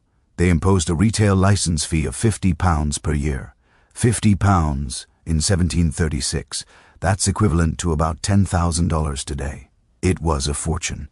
No small-time seller could afford that. Only wealthy merchants and established taverns could even consider it. And they didn't stop there. They also slapped a massive tax on gin sales, 20 shillings per gallon. That's £1 per gallon, which would basically double or triple the price of gin. The goal was clear: make gin prohibitively expensive to sell and to buy, essentially create prohibition without actually saying the word prohibition, because the government knew outright prohibition would be politically unpopular. Want to know how well this worked? In the 7 years that the 1736 Act was in force from 1736 to 1743, exactly 2 people took out licenses to sell gin legally. 2 in all of London, out of thousands of gin sellers. Everyone else just said, well, I guess we're criminals now, and kept selling gin illegally. This is where the story gets dark in a different way, because the 1736 Act included an enforcement mechanism that was absolutely diabolical. They offered rewards to informers. If you reported someone selling gin illegally and they were convicted, you got £5. £5 was a lot of money to working-class people. That's like several months' rent. So suddenly neighbors were informing on neighbors, friends were betraying friends. And the gin sellers, they were terrified and furious. There are documented cases, court records, newspaper reports of informers being beaten, tortured, and murdered. One case from 1738 involved an informer named John Bradshaw who reported a gin cellar in Holborn. The seller was convicted and fined. A week later, Bradshaw was found dead in an alley, beaten so badly he was barely recognizable. The murderers were never caught, but everyone knew who done it and why.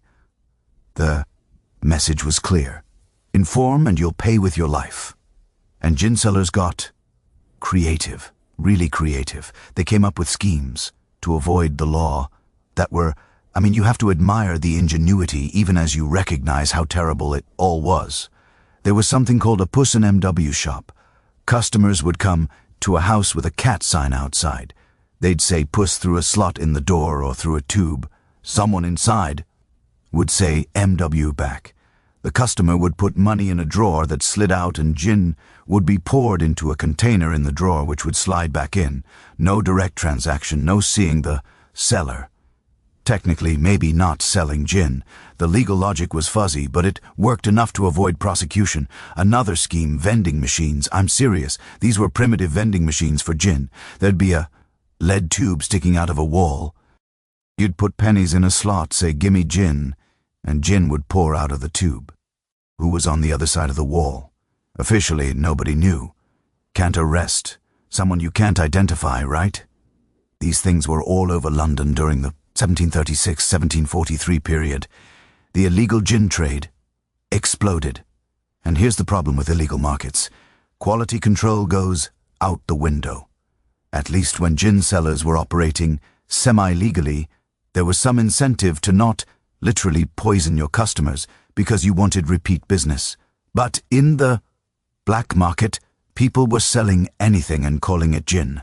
The adulteration we talked about earlier, turpentine, sulfuric acid, all that horror, got worse. Much worse. People were dying not just from alcohol poisoning, but from actual poisoning.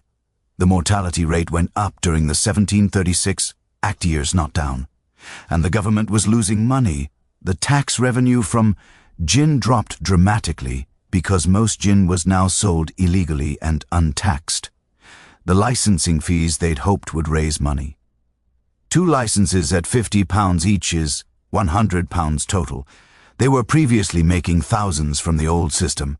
This was a financial disaster. So in 1743, Parliament admitted defeat. They repealed the 1736 Act, just completely scrapped it. It had accomplished nothing, except creating a violent black market, increasing corruption, getting informers killed, and reducing government revenue. By every metric, it was a failure. And gin consumption. By 1743, England was producing and consuming 2.2 gallons of gin per person per year. Remember, that's per person, including children. That's the average across the entire population. Actual drinkers were consuming way more. Parliament tried again in 1743 with a new act. This one was more moderate. They lowered the license fees to something more reasonable, not as cheap as 1729, not as insane as 1736. They reduced the retail tax. They tried to find a middle ground, and it kind of worked. Gin consumption stabilized. It didn't go down, but it stopped rising as fast. The black market shrank a bit because legal gin became feasible again. It was okay. Not great, not terrible, just okay. Then they tweaked it again in 1747 with some amendments, more adjustments to fees and taxes, more attempts at enforcement. Still not really solving the problem, but managing it slightly better. And all the while, reformers like Henry Fielding and artists like Hogarth were screaming, "This isn't enough. People are still dying. London is still in crisis." But Parliament was stuck. They needed the gin tax revenue. The distilling industry had powerful lobbyists. Farmers loved gin production because it used their grain. There were too many vested interests keeping gin flowing. And then 1751 happened. The Gin Act of 1751, the one that finally worked. What made it different? First, timing. By 1751, the crisis had become impossible to ignore. We've talked about Hogarth's Gin Lane, published February 1751. Fielding's pamphlet from January 1751. The Judith Dufour case was still in public memory. The death rates, the birth rates, the crime rates, all the statistics were undeniable. Even the wealthy could see their city falling apart. Parliament had political cover to actually do something meaningful because public opinion demanded it. Second, the 1751 Act was smarter. It learned from the failures of the previous acts. It didn't try to ban gin or make it impossibly expensive. It didn't create a black market. Instead, it regulated intelligently. Here's what it did. It required gin sellers to operate out of proper established premises that cost at least £10 per year to rent, not own rent. This excluded dank cellars and back alleys and holes in walls, but it didn't exclude legitimate small businesses. A real tavern or pub could meet this requirement. It made licenses reasonably priced, not £2 like 1729, not £50 like 1736, something in between that legitimate businesses could afford, but that required some investment, some commitment. Most importantly, it prohibited distillers from selling directly to unlicensed merchants. This was huge.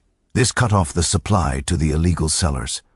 If you couldn't buy gin from a distiller without a license, where were you going to get the volume needed to run even a small operation? You couldn't make it yourself in sufficient quantity. The supply chain was disrupted. It also allowed magistrates to refuse licenses to people with bad reputations or in neighborhoods already oversaturated with gin shops. This gave local authorities some control over their own areas, and, crucially, it kept retail prices reasonable. Gin was still affordable. just not quite as dirt cheap, and it was sold in proper establishments where there was at least some oversight, some social pressure to not sell to children, some accountability. The results, remember I mentioned earlier that gin production dropped from 7 million gallons in 1751 to 4.25 million gallons in 1752. That's not just a number, that's real. That's a 40% reduction in 1 year, and it kept dropping. By 1757, a writer named George Burrington observed, "We do not see the 100th part of poor wretches drunk in the street." 100th. The visible public drunkenness that had defined London for decades was mostly gone within 6 years. Death rates started declining. Birth rates started recovering. The population of London, which had been stagnating or shrinking, began to grow again. Crime rates dropped. Not dramatically, because crime has many causes, but they dropped. The gin crisis wasn't over, but it was breaking. The fever was finally breaking. But here's what I find fascinating. This is where I want to get a bit philosophical with you. Why did the 1751 Act work when the others failed? Was it the specific provisions of the law? Yes, partly the 1751 Act was better designed than the 1736 Act. But I think there's something else. I think the 1751 Act worked because by 1751, enough people actually wanted it to work. In 1729, 1736, even 1743, Parliament was going through the motions. They were passing laws to look like they were doing something, but they didn't really want to kill the gin industry because it was profitable. The public wasn't unified in demanding change, and the gin sellers and distillers were powerful enough to undermine enforcement. But by 1751, the moral consensus had shifted. Hogarth's image had made the crisis, visceral Fielding's writing had made it undeniable. Cases like Judith Dufour had made it personal. Suddenly, being associated with gin wasn't just unfashionable, it was shameful. Distillers started voluntarily improving quality because they didn't want to be seen as murderers. Magistrates started actually enforcing the law because their communities demanded it. Tavern keepers who'd been selling gin switched to beer because it was better for business. This is the lesson I take from the 22-year legislative battle over gin. Laws don't work in a vacuum. You can have the best designed law in the world, but if society doesn't support it, if powerful interests oppose it, if the government doesn't actually want it to succeed, it won't. And conversely, even a moderately well-designed law can work if society's behind it, if there's genuine will to make it succeed. You see this pattern throughout history. Prohibition in America in the 1920s, the law was clear, but society didn't support it, and it failed spectacularly.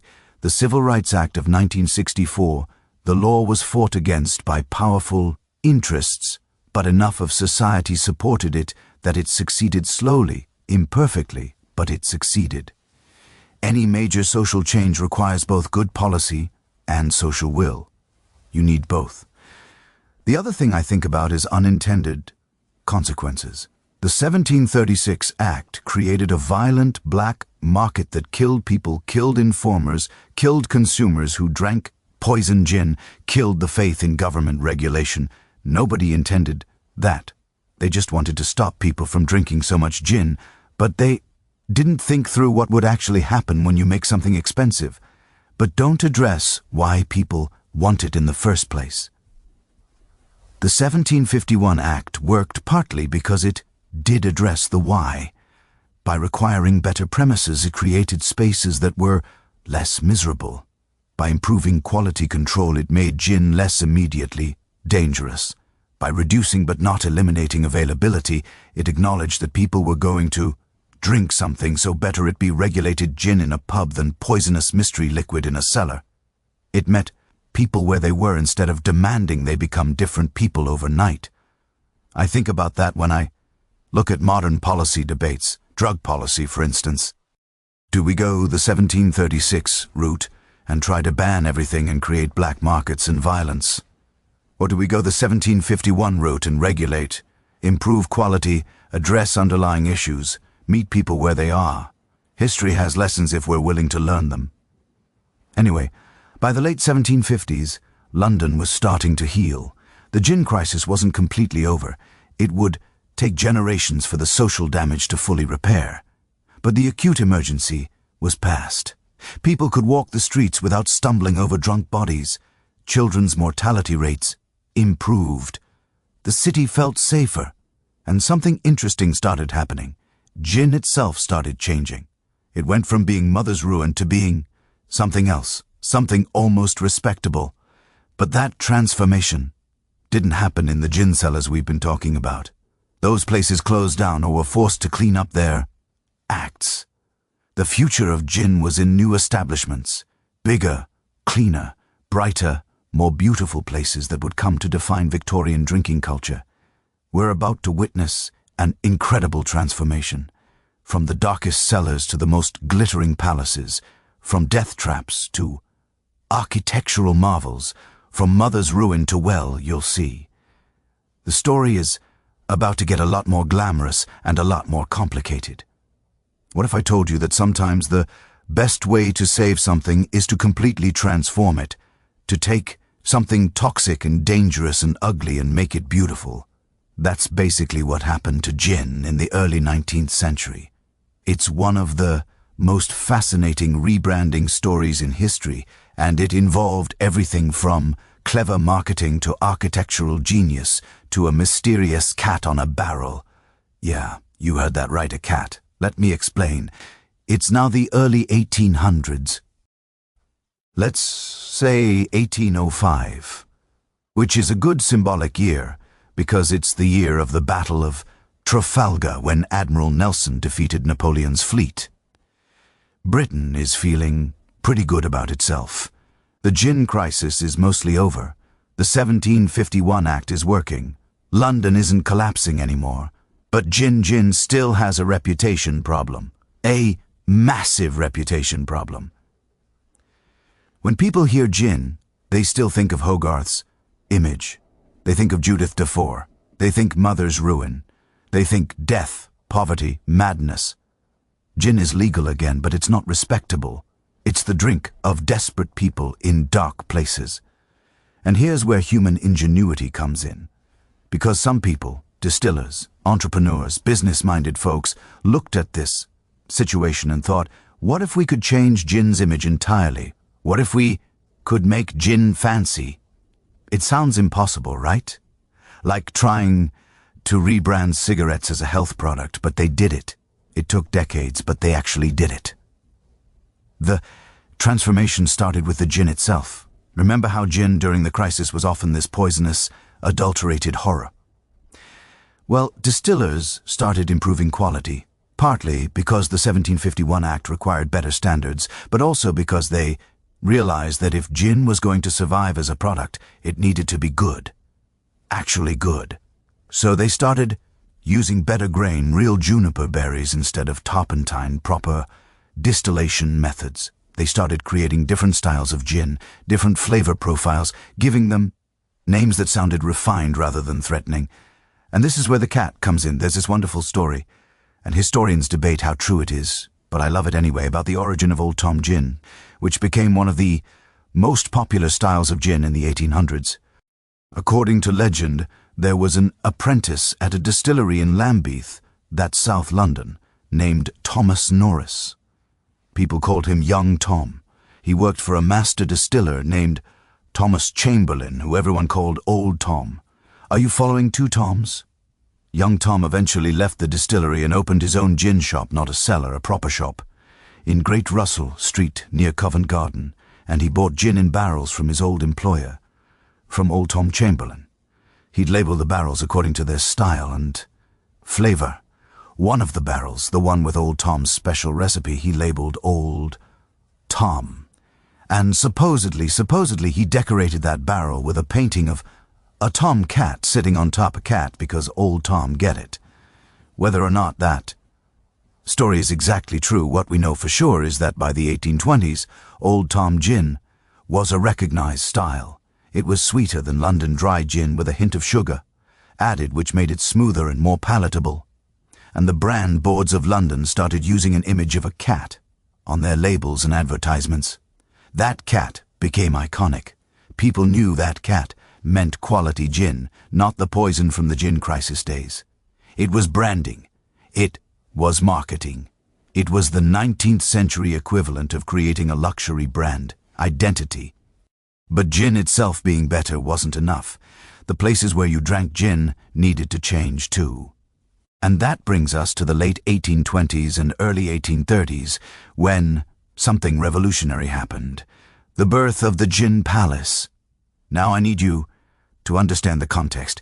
By the 1820s and 30s, the Industrial Revolution is in full swing. London is growing faster than ever. Factories are everywhere. The population is exploding. And there's this new middle class emerging. People who aren't aristocrats, but they're not desperately poor either. They're clerks, skilled workers, small business owners. They have a little money to spend. They want places to socialize that reflect their status.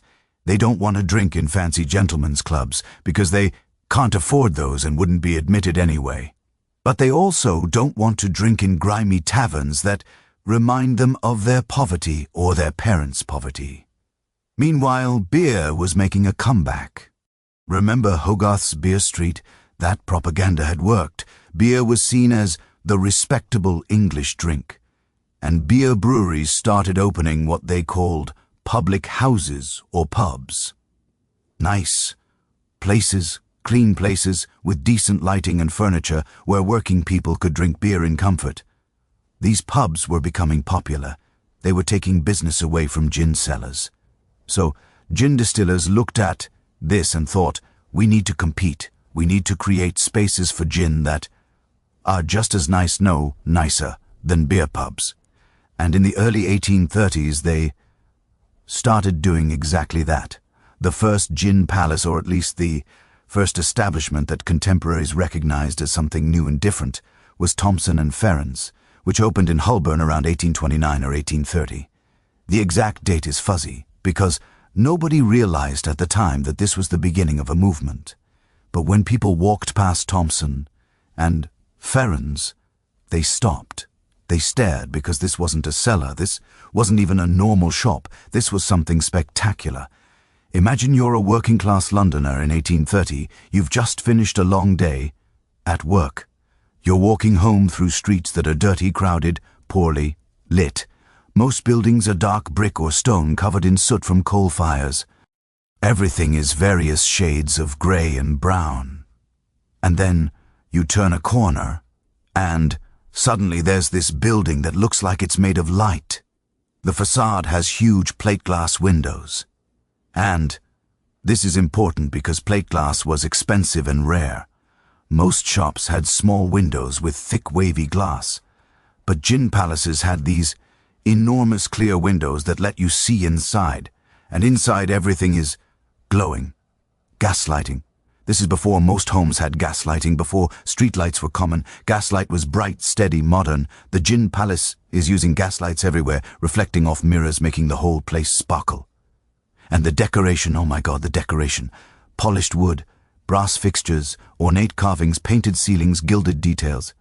It looked expensive because it was expensive.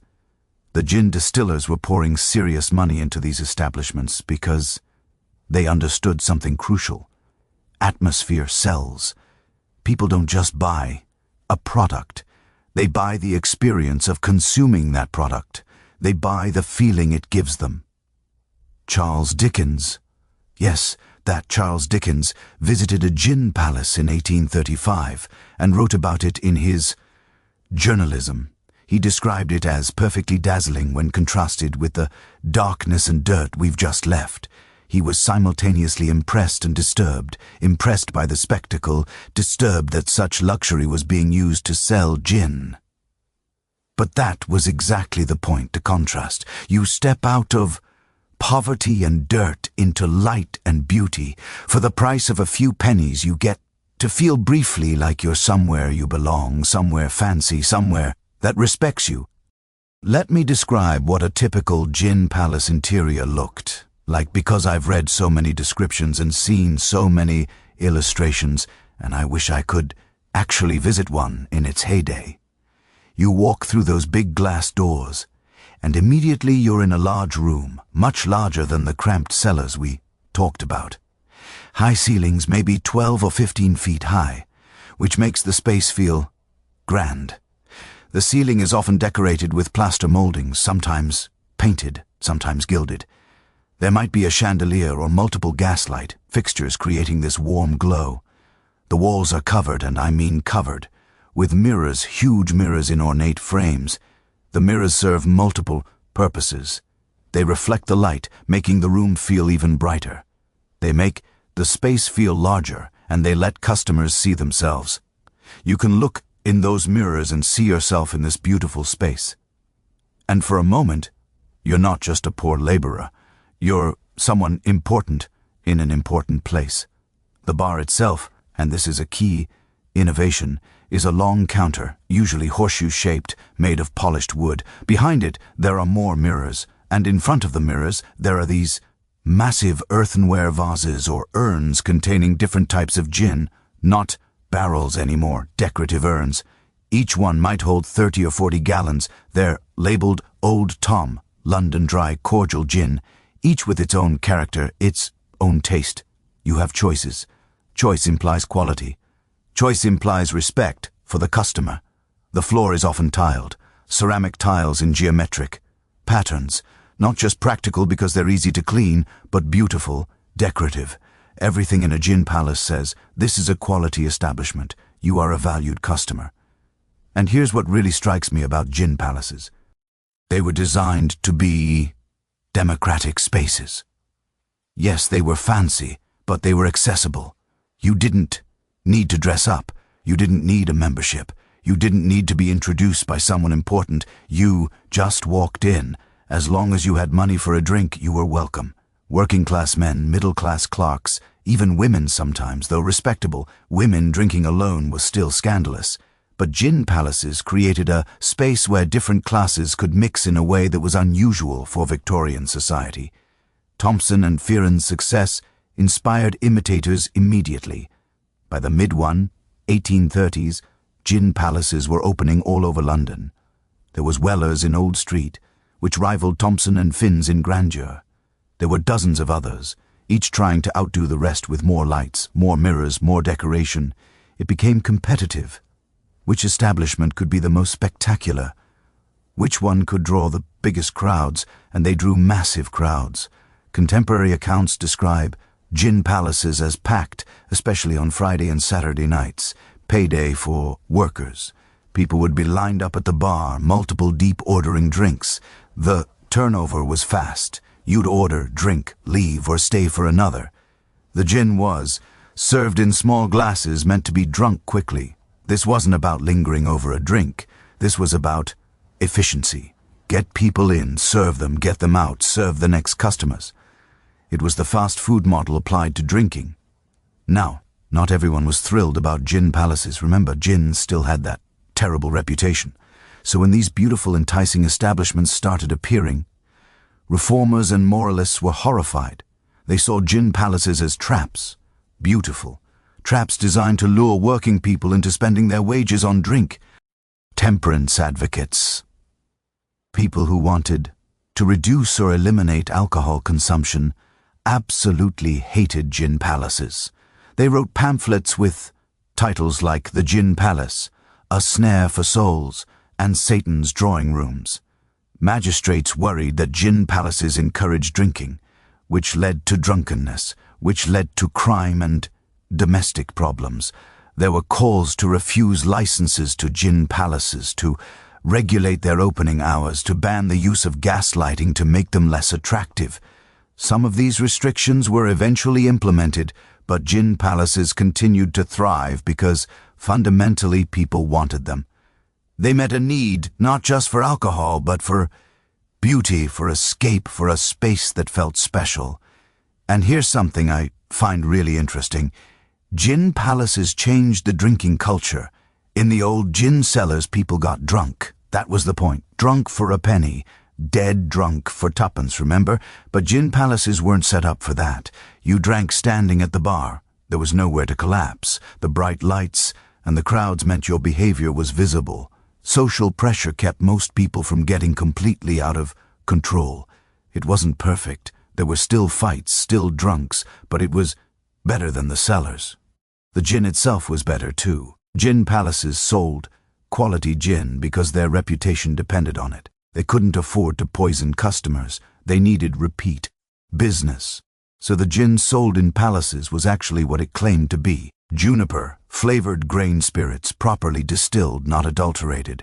This is part of how gin's reputation slowly improved. People started associating gin with gin palaces rather than with gin cellars. The product and the place became linked in public imagination.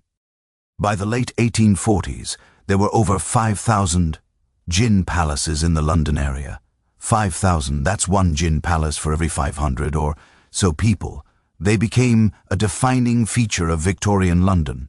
If you read novels from that era, gin palaces appear constantly as setting.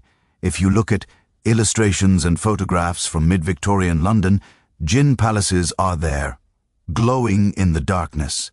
And the term gin palace stuck, even though many of these establishments also sold beer and wine, as required by law. They were called gin palaces because gin was their signature, their brand. Gin had been rehabilitated, transformed from mother's ruin into a product associated with light, beauty, and relative respectability.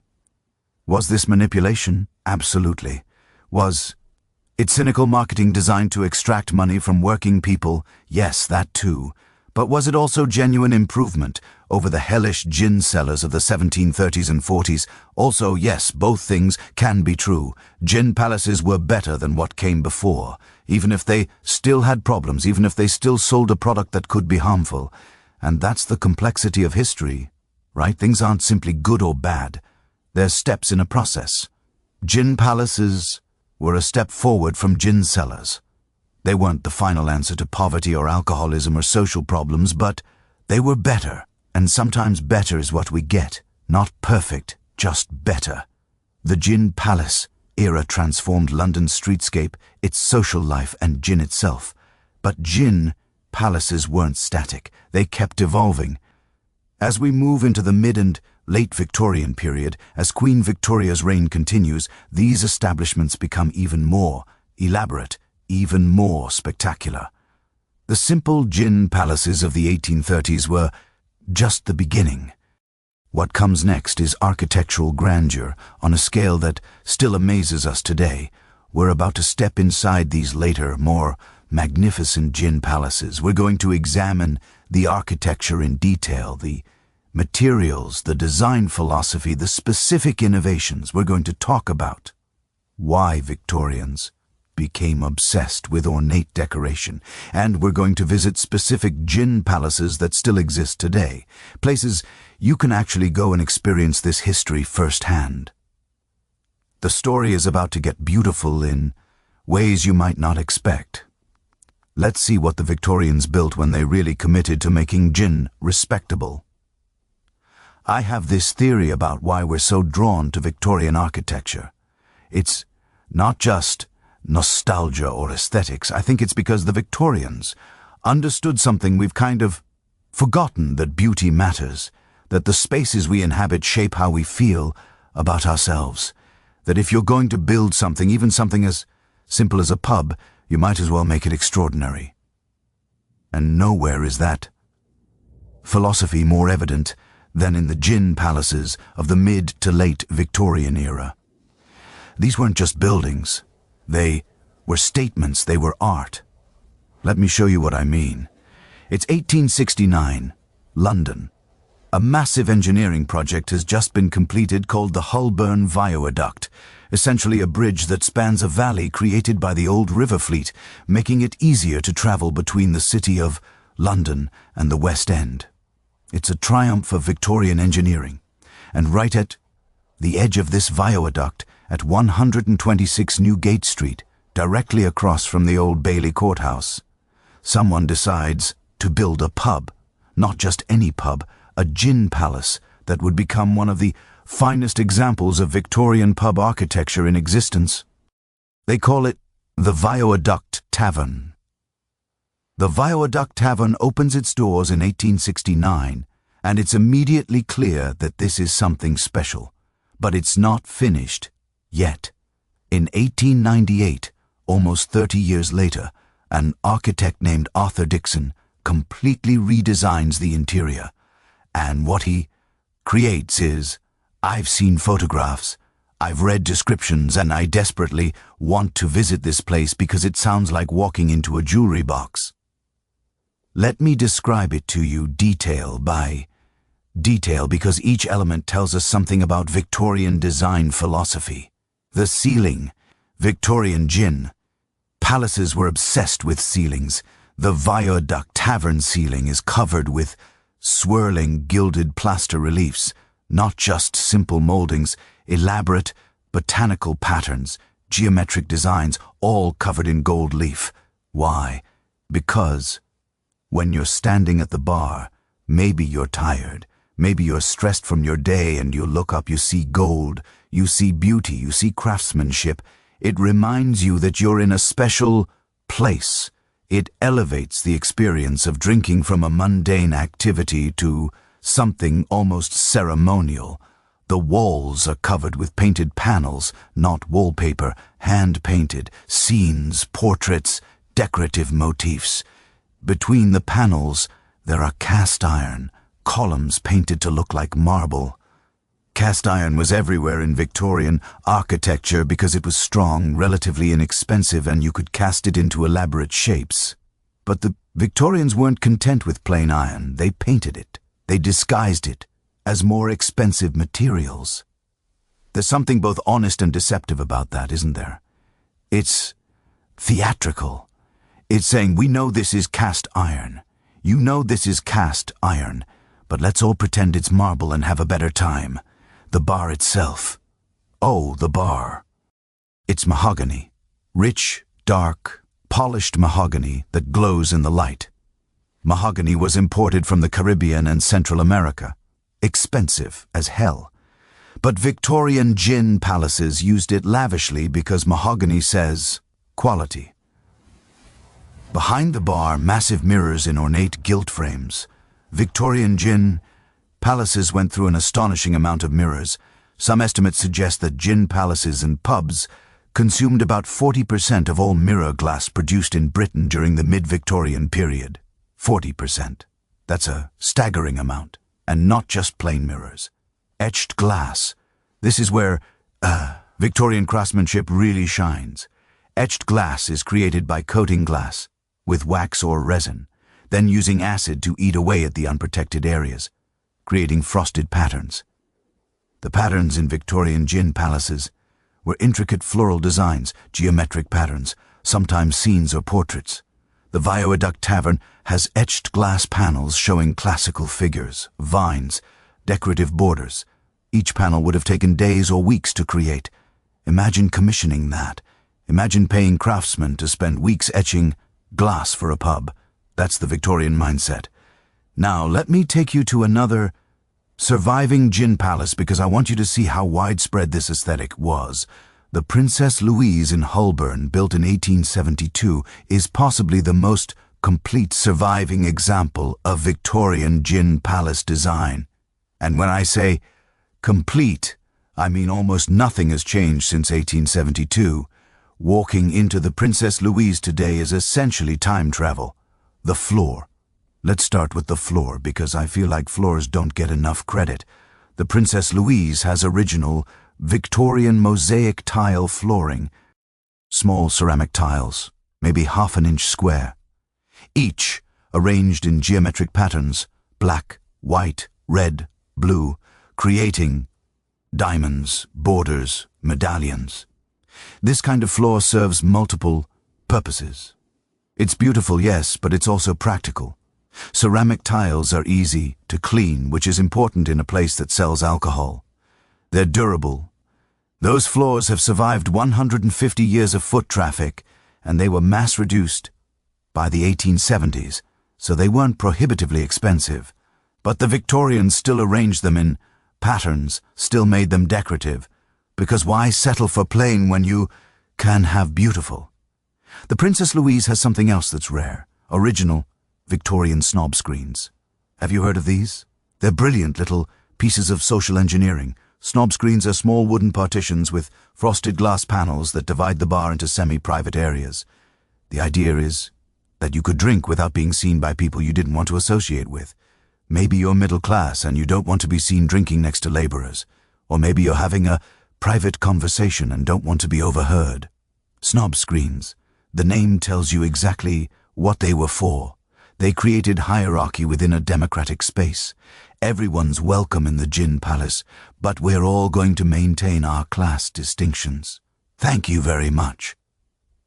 The Princess Louise also has the original Victorian bar, a massive horseshoe of polished wood with ornate columns, mirrors, and display areas for bottles. And here's what gets me: the attention to detail. The edges of the bar have carved decorations. The supports have turned wood spindles. Every visible surface has some kind of embellishment. Nothing is plain. Nothing is good enough. Everything is as beautiful as they could possibly make it. Let me tell you about one more. The Argyle Arms near Oxford Circus. This one's particularly interesting because it was built in the 1860s right next to the Oxford Music Hall, which was one of London's premier entertainment venues. The Argyle Arms was designed to catch theatre-goers before or after shows, and because of that proximity to theatre, the Argyle Arms feels especially theatrical. The interior is divided into multiple rooms and alcoves, each with its own character, its own decoration. The mirrors in the Argyle Arms survived the Blitz, the German bombing of London, during World War II. Most of that neighborhood was destroyed, but somehow these massive Victorian mirrors, some of them 10 or 12 feet tall, made it through. When I think about that, it kind of blows my mind. Buildings collapsed around them, but these mirrors, fragile, glass held together with 19th century technology, survived. They're still there today, still reflecting light, still doing exactly what they were designed to do 160 years ago. Now, why did Victorians build this way? Why all this excess, all this decoration? I've thought about this a lot, and I think there are several reasons. First, the Victorians were living through massive technological and social change. The Industrial Revolution was transforming everything. Cities were growing at unprecedented rates. Traditional ways of life were disappearing.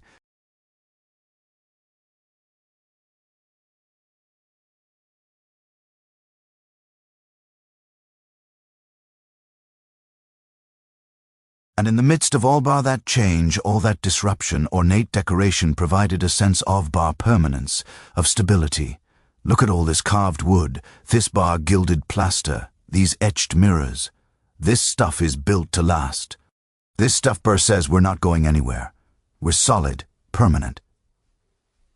Second, the Victorians had access to new materials and technologies that made elaborate decoration more affordable than ever before. Gaslighting, for instance, completely changed interior design. Before gaslighting, interiors were dim. You couldn't see decoration even if Uber had it. But gaslighting is bright, steady, and can be controlled. Suddenly, you can create dramatic lighting effects. You can highlight architectural features. Mirrors become more effective because there's more light to reflect. The entire aesthetic of Gin Palaces was made possible by gas technology. Similarly, mass production made decorative elements cheaper, those ceramic tiles. In 1800, they would have been hand-painted and prohibitively expensive. By 1870, they're being produced in factories by the thousands. Cast-iron architectural elements, mass-reduced from molds etched glass. Still requires skilled craftsmen, but the techniques have been refined and sped up. The Victorians could achieve a level of decorative richness that would have bankrupted earlier generations. Third, and this is important, Victorians believed in the moral power of beauty. This sounds strange to our modern ears, but Victorian reformers genuinely thought that Exposing working class people to beautiful things would improve their character. There was this idea that if you surround people with ugliness and squalor, they'll behave badly. But if you surround them with beauty, with art, with craftsmanship, they'll aspire to better behavior. It's patronizing in some ways, but it also led to Victorian philanthropists funding museums, libraries, parks, and yes, to gin palace owners, creating spaces of genuine beauty. Gin palaces were applying this philosophy in a commercial context. Make the space beautiful, and customers will respect it. They'll behave better. They'll spend more money, sure, but they'll also be less likely to get drunk and violent because the environment itself encourages a certain level of decorum. It's environmental psychology before that was even a field of study. There's also the competitive aspect. Remember, by the 1860s and 7s, there are thousands of gin palaces in London. How do you stand out? How do you convince customers to come to your establishment instead of the one down the street? You make yours more beautiful, more spectacular. You hire the best craftsmen. You import the most expensive materials. You create something that people want to be seen in, want to tell their friends about. It's the Instagram effect. Before Instagram. People wanted to be associated with the most impressive venues. The craftsmen who built these gin palaces were the rock stars of Victorian construction. Master carpenters who could do elaborate wood carving, plasterers who could create those swirling ceiling reliefs, glass etchers who could turn a flat pane into a work of art. These were skilled trades that required years of apprenticeship, and gin palace work was prestigious because the budgets were large and the results were visible. If you did good work on a prominent gin palace, that was your portfolio. That's how you got more commissions. There's a poignancy to thinking about these craftsmen now. Most of them are anonymous. We don't know their names. We know Arthur Dixon designed the Viaduct Tavern's interior, but we don't know who actually carved the wood, who plastered the ceilings, who etched the glass. Their names are lost, but their work remains. Every time someone walks into the Princess Louise or the Viaduct Tavern or the Argyle Arms, they're experiencing the skill of Victorian craftsmen who died more than a century ago. That's a kind of immortality, isn't it? And here's what really gets emotional about these spaces. They were built for ordinary people. Yes, they were commercial ventures designed to make money, but they were also places where working-class Victorians could experience luxury. A dock worker couldn't afford to go to the opera or eat in a fancy restaurant, but he could afford a gin in a gin palace. And for those few minutes, standing at that mahogany bar, looking up at that gilded ceiling, seeing himself in those enormous mirrors surrounded by etched glass and ceramic tiles and carved wood, he was in a palace. It was his palace. He belonged there. That's why I think gin palaces matter, not just as architecture, not just as history, but as statements about democracy and dignity. These spaces said, you deserve beauty, you deserve craftsmanship, you deserve to drink in a place that respects you. And yes, it was manipulation, yes, it was capitalism, yes, it was designed to extract money from working people, but it was also genuinely more respectful and dignified than making them drink in a cellar. Today, if you visit London, many of these Victorian gin palaces still exist. They're protected buildings now, historic landmarks. You can walk indoor the Princess Louise, order a pint, probably not gin.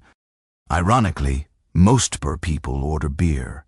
And you're standing exactly where Victorian workers stood 150 years ago.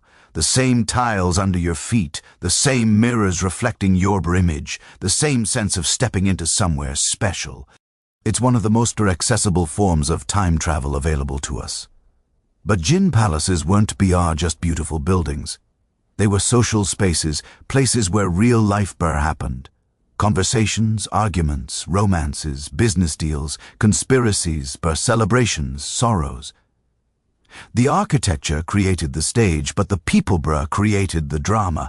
And some of those dramas, some of those stories from inside the gin palaces are fascinating and revealing about Victorian society, who actually drank in gin palaces, What were the rules, the customs, the social dynamics?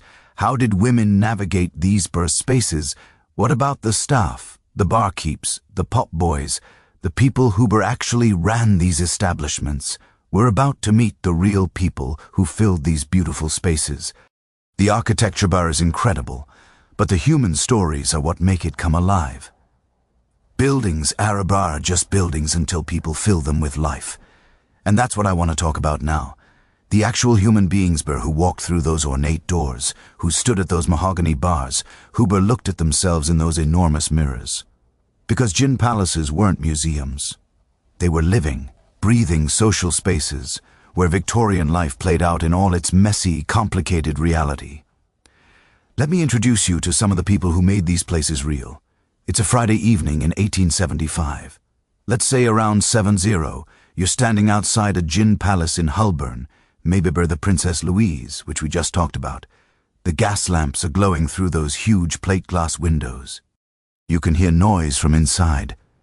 Voices, laughter, the clink of glasses, ambient. There's a crowd gathering because Friday's payday for most workers. Wages have just been distributed. Pockets have money, and the gin palace is where that money gets spent. Who's in that crowd? Well, there's Billy, a dock worker in his 30s. He's been loading ships since 5 BR this morning. His hands are calloused and scarred. His clothes smell like sweat and river water and fish. He's got maybe 3 shillings in his pocket. Not a lot, but enough. He's going to have 1, maybe 2 drinks, then head home to his wife and kids. That's the plan anyway. There's Tom, a clerk from ABR solicitor's office. He's wearing a slightly threadbare but clean suit. His collar is starched. He's carrying a leather portfolio. Tom makes about twice what Billy makes, but he has to maintain appearances. The suit, the lodgings in ABR respectable area, the pretense of being middle class. Tom's going to have a gimber and tonic. Tonic water mixed with gin was becoming fashionable, and maybe linger for an hour reading the newspaper that's provided by the establishment. There's a group of women, and this is where it gets interesting because women in pubs were controversial in Victorian society. These particular women are match factory workers. They're in their late teens and 20s. They work brutal hours dipping matchsticks in white phosphorus, which is slowly poisoning them, causing FSY jaw, a horrible condition where your jawbone literally rots. But it's Friday night, they've been paid, and they're not thinking about that. They're thinking about gin and gossip and maybe flirting with some of the men at the bar. Standing slightly apart from everyone else is a woman in her 40s wearing a dress that's a bit too fine, a bit too bright. Her name's Sarah, and she's a prostitute. High-end BR, relatively speaking. She works the theater district, and she's here scouting for clients. Gin palaces were known gathering places for sex workers, because where else could a woman be alone in a public space without causing a scandal? A respectable woman couldn't walk into a gin palace by herself, but a prostitute could, and everyone knew the difference. Now here's the social dynamic that fascinates me. All these people, Billy the dock worker, Tom the clerk, the bar match girl, Sarah the prostitute, are about to be in the same space, standing at the same bar. In most areas of Victorian life, these people would never interact. Class separation was rigid, but gin palaces created this weird democratic space where for a brief time normal social rules were bent, if not broken. Let's follow them inside. Billy pushes through the door first. He goes straight to the bar because standing is all that's offered. No tables, no chairs, no lounging. This is intentional. The gin palace wants turnover, quick drinks, quick payment, quick departure. Next customer. Billy orders a small gin about 2 Rs, which cost him 2pence. The barkeeper, a large man in his 50s named Jack, who's seen everything in his 20 years behind this bar, pours the drink with practiced efficiency. No ceremony, no conversation unless you initiate it. Billy drinks it in 2 BR swallows, feels the burn, feels the warmth spreading through his tired body. Bar orders another. He's promised himself, this is the last one. We'll see. Tomber comes in, nods politely to no one in particular, and positions himself in one BR of the alleyways created by those snob screens we talked about. He doesn't want to be seen drinking next to manual laborers. He's not a snob. Well, maybe he is a little, but he's sensitive about his social position. He orders a gin and tonic, which cost 4 pints because tonic water is extra. He opens his newspaper. He's going to make this drink last 30 minutes while he reads. This is his moment of peace before he goes back to his cramped boarding house room. The match girls come in as a group, loud and laughing. This immediately changes the atmosphere because women, young women, working class women, bring a different energy. The men notice, some move closer, some move away. The barkeeper watches carefully because women drinking, especially young women, can lead to trouble. The girls order gin with peppermint cordial, which makes it sweeter, more palatable. They're not experienced drinkers.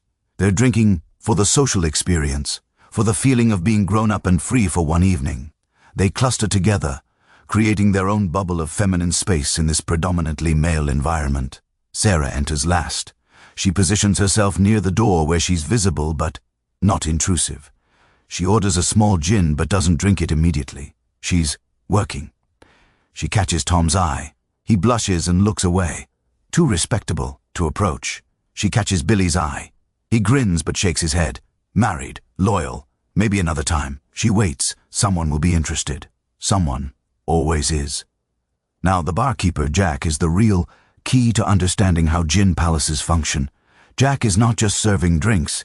He's managing social dynamics. He's watching for trouble. He knows all the regulars. He knows Billy drinks too, and leaves. He knows Tom nurses one drink for ages. He knows the match girls get giggly after their second round, and he needs to make sure the men don't take advantage. He knows Sarah is looking for her business, and as long as she's discreet, he doesn't interfere. Jack has worked in pubs and gin shops for 20 years. He's seen the transformation from the gin sellers of his youth to these palaces. He served thousands of drinks. He's broken up hundreds of fights. He's listened to countless stories of misery and joy. He makes about 30 shillings a week. Decent money for working class, though the hours are brutal. He starts at noon and works until midnight or 1:00 in the morning, 6 days a week. His feet hurt constantly. His lungs are full of tobacco smoke because everyone smokes in gin palaces. But it's steady work and he's good at it. Jack has rules. Are unwritten but enforced. No fighting or you're out permanently. No harassing women or you're out that night. No selling drugs or stolen goods or you're reported to the police. Keep their language relatively clean. Swearing is fine, but not around women. Pay for your drinks. Don't be sick on the floor. Simple rules, but they keep things civilized. And here's what I find really interesting.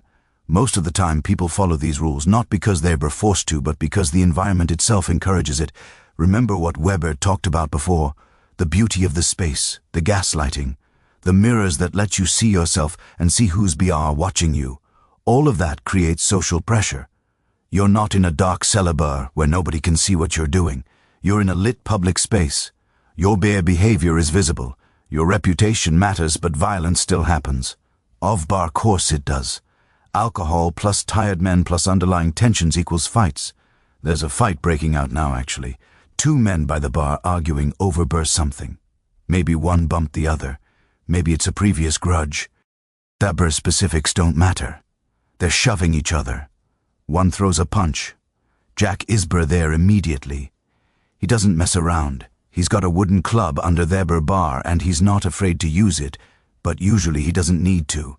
He separates them. His voice loud and authoritative. Out, both of you now. Other customers help. They want the fight ended too because fights ruin the atmosphere and they just want to drink in peace. The 2 men are shoved toward the door. They're swearing, still posturing, but they're leaving. Order restored. Jack returns to the bar. This happens maybe once or twice a week. You deal with it and move on. The match girls are on their second round now, getting louder, more confident. One of them, Mary, is flirting with a young man whose bar a printer's apprentice. He's buying her drinks, or trying to.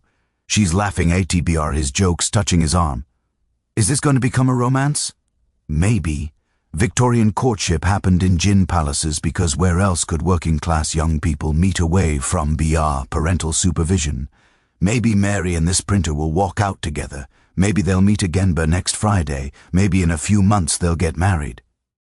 Or maybe this is just one night's flirtation, and next week she'll be talking to someone else. The gin palace is where these possibilities play out. Tom the clock Isbier, still reading his paper, but he's also eavesdropping on a conversation happening near him. Two men, RBR, discussing a business opportunity, something about a warehouse lease, about BR profit margins. Tom is always looking for opportunities to better his position. He's making mental notes.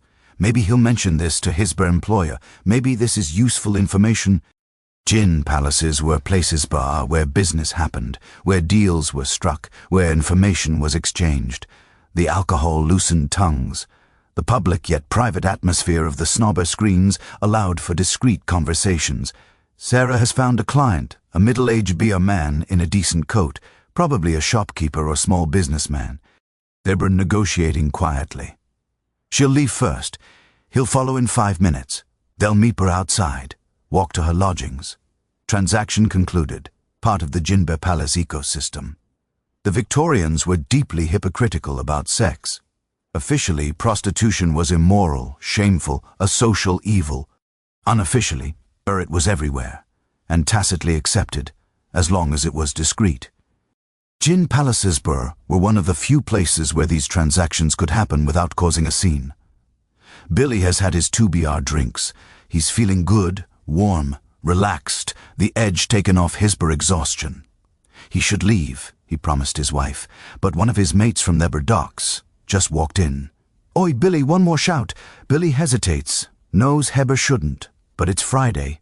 He's earned it. All right, just one. We all know how this story ends. That just one becomes 2 more, maybe 3. Billy Wilbur stumble home later than he promised with less money than he should have. His wife will be angry. They'll argue. This same scene is playing out in thousands of homes across London every Friday and Saturday night. The gin palace giveth joy and taketh away domestic peace. But you know what? I don't judge Billy Tuber harshly. Imagine his life. Imagine working 12-hour days loading cargo, back-breaking physical labor in all weather, coming home to a crowded tenement with thin walls and crying children, and never enough money in your body aching, and no prospect of anything better ever. That's Billy's life. That's most working-class Victorians' lives. And the gin palace offers a few hours where he feels good, where he's warm, where he's with friends, where the pain stops. Is it healthy? No. Is it sustainable? Not really. But is it understandable? Absolutely. Let me tell you about one more person in this gin palace. There's a boy, maybe 13 years old, working as a potboy. His job is to collect empty glasses, wipe down the bar, fetch fresh bottles from the cellar, generally help Jack the barkeeper. He works from noon until closing, same as Jack, and he makes maybe 5 shillings a week. His name's Charlie, and he's been working here for a year since his father died and his family needed the income. Charlie sees everything. He sees the romances and the fights. He sees who drinks too much and who drinks just enough. He sees the prostitutes and their clients. He sees businessmen making deals and workers drowning sorrows. He's 13 years old and he has no illusions about adult life. This is his education, not books, but humanity in all its varieties. Will Charlie grow up to be a barkeeper, like Jack, or will he get out, find something better? We don't know, but the gin palace is shaping him, teaching him about people, about money, about social hierarchies, about vice and virtue and the complicated space between them. It's now about 10. The crowd has thinned a bit. The Friday rush is over. The people who are here now are the regulars, the serious drinkers, the ones who have nowhere else to be. Billy's mate convinced him to stay for several more rounds, and now Billy's properly drunk. He's not violent. He's a happy drunk, but he's loud and a bit unsteady. Jack is watching him, waiting to see if he needs to intervene. The match girls left an hour ago. Young women don't stay late because the later it gets, the rougher the crowd becomes. Tom finished his paper and left, walking carefully to maintain his dignified appearance despite the gin warming his veins. Sarah left with her client ages ago. There's a different feeling now late in the evening. The beauty of the gin palace is still there. The gilded ceilings, the mirrors, the etched glass. But it's starting to feel hollow. The gaslights seem harsh rather than warm. The faces at the bar look tired, sometimes desperate. These are the people for whom the gin palace isn't a pleasant interlude, but a necessity. They're here because they're addicted, because they're lonely, because home is worse than this. The magic is fading. By midnight, Jack is ready to close. He starts the ritual of getting people out. Right, ladies and gents, last orders. He's friendly but firm. He knows most of these people will be back tomorrow and he wants to keep things amicable. Billy's mate helps poor Billy into the street, points him in the direction of home, hopes he makes it. The last few stragglers finish their drinks. Charlie is already cleaning up, collecting glasses, wiping tables. Jack counts the till. It's been a good night. Busy, but not chaotic. He'll hand the money to the owner's representative, keep his wages, lock up, walk home to his own small house where his wife is waiting. Another day done. Another day begins tomorrow. This was one night in one gin palace. But multiply that by thousands of establishments across London, multiply that by decades of Victorian life, and you start to understand the role these places played.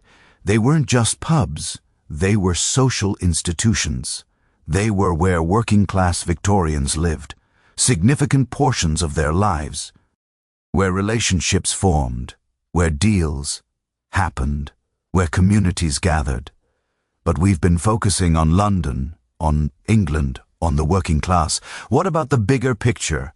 How did all of this, the gin crisis, the reform movement, the transformation into palaces, how did all of this fit into the broader Victorian world? What about the slums we haven't fully explored? What about the real stories of people who lived through this, whose voices were recorded, who left us first-hand accounts of what life was actually like? Because there are voices, there are stories, and some of them are going to break your heart while also helping you understand what it meant to be alive in Victorian London. History has this way of sanitizing poverty. We read about the working classes in textbooks and it sounds almost dignified, like a category, a demographic.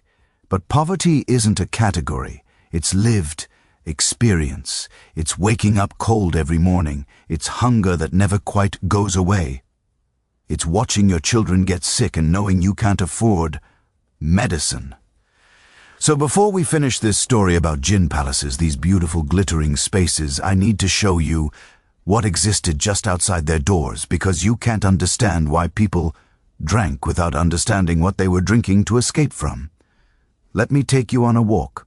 It's 1880. You're a journalist, or maybe a social reformer, or maybe just someone curious about how the other half lives. You've heard about the slums of East London, but you've never actually been there. So, one morning you take a cab because you can afford a cab and you tell the driver, "Take me to Spitalfields." The driver gives you a look. "You sure about that, Governor?" "Yes, you're sure." So he takes you, and as you travel east from the fashionable West End, you watch the city transform. The streets get narrower, the buildings get older, more decrepit. The people look different, thinner, dirtier, more exhausted. The smell changes too, no longer just horse manure and cold smoke, but something else, something organic and rotten. Sewage decay. Desperation has a smell you discover. The cab stops at the edge of Spitalfields. The driver won't go further. I don't go into them streets. You're on your own from here. You pay him. He drives away quickly, relieved, and you're standing at the entrance to what contemporaries called the worst slums in Europe. You walk down a street called Dorset Street. The Daily Mail called it the worst street in London, and they weren't exaggerating. The buildings on either side are 3 or 4 stories tall, brick built maybe 150 years ago when this was a respectable area, but now they're rotting from the inside out. The mortar between bricks is crumbling. Windows are broken, covered with rags or boards, doors hang off hinges, and every building is a lodging house, multiple families per room, sometimes a dozen, people in a space meant for two. Let me tell you what one of those rooms looks like, because we have accounts from people who documented this. Henry Mayhew, a journalist, spent years in the 1850s interviewing London's poor and writing about their lives. His book, London Labour and the London Poor, is thousands of pages of first-hand accounts. And he describes a typical slum dwelling like this. A room may be 10 feet by 12 feet. No windows, or if there are windows, no glass, just openings in the wall, may be covered with cloth. The ceiling is low, maybe 7 feet, and it's water-stained because the roof leaks. The walls are brick, no plaster, running with condensation because there's no ventilation. The floor is wooden planks with gaps between them where you can see down to the room below or up to the room above. There's no furniture except maybe a broken chair and some sacks of straw that serve as beds. No heat except what you can generate with a tiny fire in a makeshift grate. And you can't afford much coal, so mostly you're cold. Always cold.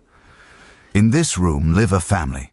Father, mother, 4 children, maybe a grandparent, maybe a boarder who pays a few pence a week for the privilege of sleeping on the floor. 7, 8, 9 people in this one room.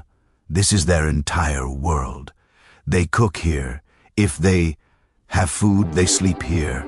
Altogether, no privacy. They get sick here. They die here. And this room costs them maybe 3 shillings a week in rent, which doesn't sound like much until you realize that a working-class man might make 10 to 15 shillings per week. So, nearly a third of the family's income goes to rent for this horrible room. If he gets sick and can't work, if there's a slowdown at the docks or the factory, they can't pay rent. They get evicted. And then where do they go? They go to a doss house. We've mentioned these before, but let me really explain what they were. Doss houses, also called common lodging houses, were the absolute bottom of the housing market. They were licensed and supposed to be inspected by police, but inspection was rare and standards were non-existent. A doss house is typically a large room, maybe in an old warehouse or factory filled with beds, and I use the word beds loosely. Sometimes they're actual beds, iron frames with straw mattresses. Sometimes they're just wooden boxes that look like coffins, which is why they were called 4-penny coffins. You'd pay 4p to sleep sitting up in one of these boxes, leaning against the side, because lying down cost more. Sometimes there were no beds at all, just rope strung across the room at waist height. You'd pay 2p to lean over the rope and sleep standing up.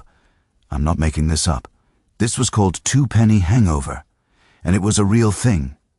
Doss houses opened their doors around 8 p.m. If you had your pennies, you got in. If you didn't, you slept on the street. At 10 a.m. the next morning, everyone was kicked out, regardless of weather, regardless of health. The proprietor wanted to air out the space, or more likely wanted to rent the same spaces again for daytime lodges. The conditions in doss houses were indescribable. Beds were crawling with lice and bed bugs. The smell of unwashed bodies, vomit, and human waste was overwhelming. There was no heat, minimal light, no security. Your possessions would be stolen while you slept if you weren't careful.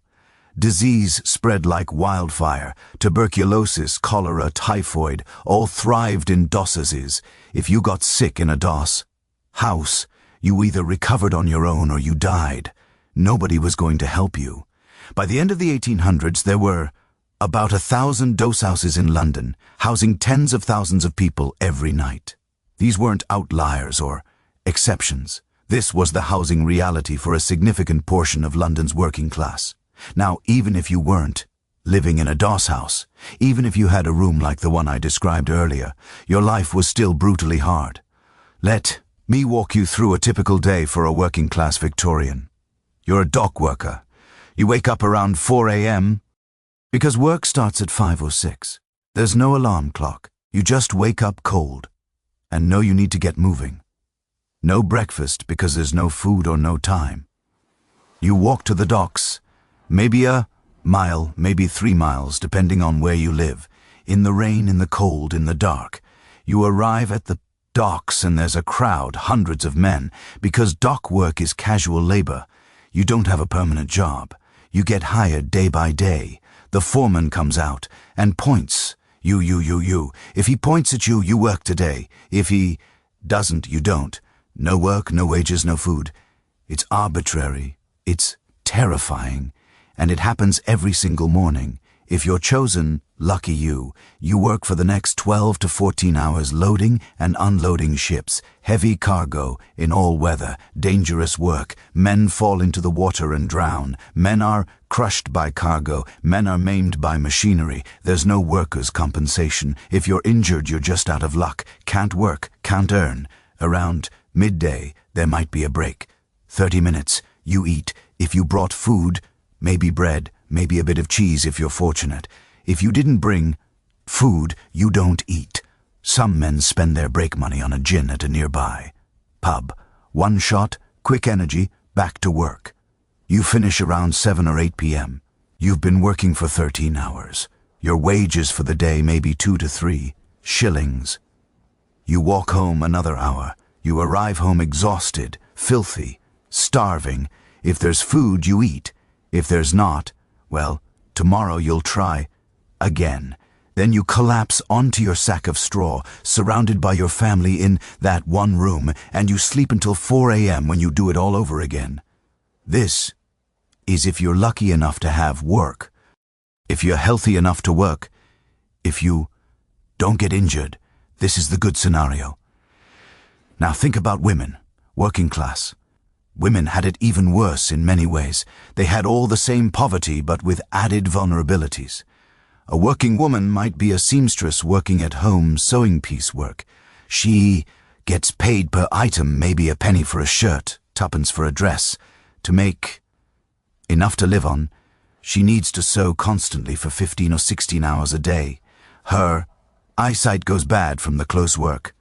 Her fingers are constantly bleeding from needle pricks, and she still can't earn enough because piece rates are set so low, or she works in a factory. The match factories we mentioned earlier were notorious. Girls as young as 13 works 12-hour shifts dipping wooden sticks into white phosphorus to make match heads. White phosphorus is toxic. It causes FSY jaw. The phosphorus gets into your bloodstream through cuts or through breathing the fumes, and it literally rots your jawbone. Your teeth fall out, your jaw disintegrates. It's excruciating, it's disfiguring, it's often fatal. And the factory owners knew. They knew, and they kept using white phosphorus because it was cheap and effective. There was a famous strike in 1888 when match girls at Bryant and May factory walked out to protest their working conditions. It was one of the first major industrial actions by women workers. They won some concessions, but the basic reality didn't change much. Girls still worked. Brutal hours for brutal wages in brutal conditions, because what choice did they have? And children. Oh God, the children. We've mentioned child labor, but let me make it real for you. A 7-year-old working-class child doesn't go to school. They work. Maybe they're a climbing boy, a chimney sweep's apprentice, forced to climb up narrow chimneys to clean them, because they're small enough to fit. They get stuck, they suffocate, they develop respiratory diseases, they die young, or they work in mines crawling through narrow tunnels, pulling carts of coal, or in textile mills operating dangerous machinery, losing fingers or hands, or on the streets selling matches or flowers or newspapers, working all day contributing their few pennies to the family survival. The infant mortality rate in slum areas was horrifying. We mentioned earlier that in some neighborhoods 1 in 2 children died before age 1. But even the children who survived, what kind of childhood is that? No play, no education, no safety, just work and hunger and cold and waiting to grow up enough to work harder. In 1886, a businessman named Charles Booth decided to systematically study poverty in London. He and his assistants spent 17 years, walking every street in London except the wealthy city, talking to people, documenting their lives. They created detailed maps where every street was color-coded, based on the wealth of its inhabitants. Black meant the poorest, vicious, semi-criminal. Dark blue meant very poor, casual, chronic want. Light blue meant poor, 18 to 21 shillings per week for a moderate family, and so on up, through purple, pink, red and yellow for the wealthiest. When the maps were finished, what they showed was shocking, even to people who thought they knew about poverty. About 30% of London's population lived in poverty. 30%. In the richest city and the richest empire in the world, nearly a third of people were living in conditions we've been describing. Hungry, cold, one missed paycheck away from homelessness. You can look at these maps online today. They've been digitized. You can zoom in on any street in Victorian London and see what level of poverty existed there. It's haunting. You see all those black and dark blue streets, all those lives of desperation, and you think, how did people survive this? The answer is many didn't, and the ones who did survived. Through a combination of resilience, community support, and yes, escape mechanisms. Gin, the music halls, gambling, prostitution, things that offered brief respites from unbearable reality. And suddenly the gin palaces make more sense, don't they? Yes, they were commercial enterprises designed to extract money from workers. Yes, drinking was a problem. Yes, alcoholism destroyed families. All of that is true. But when you understand what people were escaping from, when you really understand the cold, the hunger, the exhaustion, the hopelessness, you understand why that gin palace with its warmth and light and brief moment of feeling human was so irresistible. There's a quote from Jack London, not the writer of Call of the Wild, different Jack London, an American socialist who came to London in 1902 and lived in the East End slums for 6 weeks to document the experience. He wrote a book called The People of the Abyss, and he describes walking through Spitalfields, and he writes something like, the stench was sickening everywhere. The people rire of it. Every building, every courtyard rire of it, and it seemed to come from them, from their very pores, the stench of chronic innutrition, of squalor, of hopelessness. He also wrote, I saw a man die in the street. He simply lay down and died, and the people walked around him and went about their business because death was so common, it wasn't even worth remarking upon. That was London in 1902, not the London of gin cellars in 1740. But 1902, at the height of the British Empire, when Britain ruled a quarter of the world and people were dying in the streets from poverty. This is the context we need to understand the entire story we've been telling. The gin crisis, the reforms, the gin palaces, all of it happened against this backdrop of systematic structural poverty that the Victorian economy created and maintained. Gin didn't cause poverty. Poverty caused gin consumption. Gin was a symptom, not the disease. And here's what makes me angry when I think about this. The response to the gin crisis focused almost entirely on controlling the behavior of poor people, rather than addressing the poverty itself. Stop drinking so much, they said. Be more moral, be more responsible. But nobody said, maybe we should pay people enough to live on. Maybe we should provide safe housing.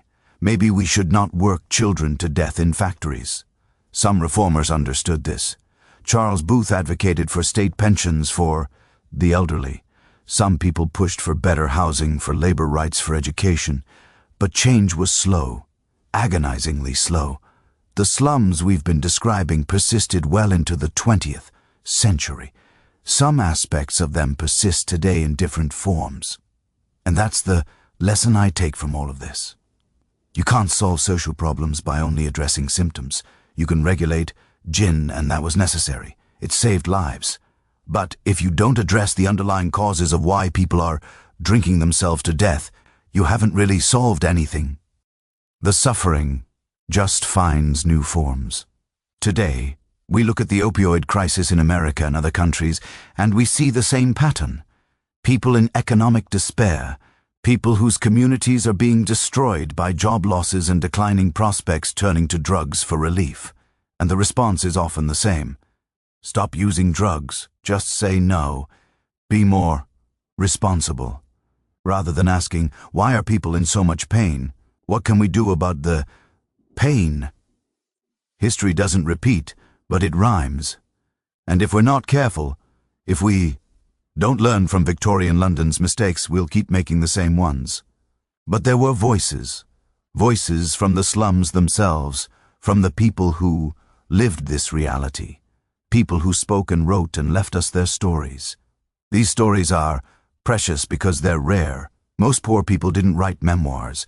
They didn't leave records, but some did. Some voices survived, and we're about to hear from them. Real people with real names who lived through this and told us what it was like. Their words are going to make everything we've talked about feel more real, more immediate, more human. Let's listen to them. There's something powerful about reading someone's actual words from 150 years ago. Not a historian's summary, not a textbook's analysis, but the real voice of a real person telling you their real life. It reminds you that these weren't just statistics or categories. They were humans. They had names, stories, dreams, fears. They were as real as you and me. And some of them, not many, but some, left us their voices. Let me introduce you to a few of them. Her name was Ellen, and in 1851 she spoke to Henry Mayhew, that journalist we mentioned who spent years interviewing London's poor. Ellen was a watercress seller. She bought watercress in bulk and sold it on the streets for a tiny markup. She was 8 years old. 8. And here's what she told Mayhew in his notes. I go about the streets with water, cresties crying 4 bunches of penny watercresties. I am just 8 years old, that's all, and I have a big sister and a brother and a sister younger than I am. On and off I've been very near a 12-month in the streets. I used to go to school, but I wasn't there long. I forgot all about it now. Such a time ago, and Mother took me away because the master whacked me. She goes on to describe her day. She wakes up at 4 in the morning. 4 in the morning and she's 8. Walks to the market to buy watercress, then spends all day on the streets trying to sell it. On a good day, she might make 6 pence. On a bad day, nothing. And this is her life. Has been for almost a year. Will probably be for years to come until she's old enough for factory work or domestic service. But here's what breaks my heart. When Mayhew asks her about her life, about whether she's happy, she says something like, I ain't a child. I'm past 8. I am. I don't know nothing about what I earns during the year, but I know that I works hard, that's all. 8 years old, and she doesn't consider herself a child anymore. She's past 8. She's a worker. That's her identity. Mayhew interviewed hundreds of people.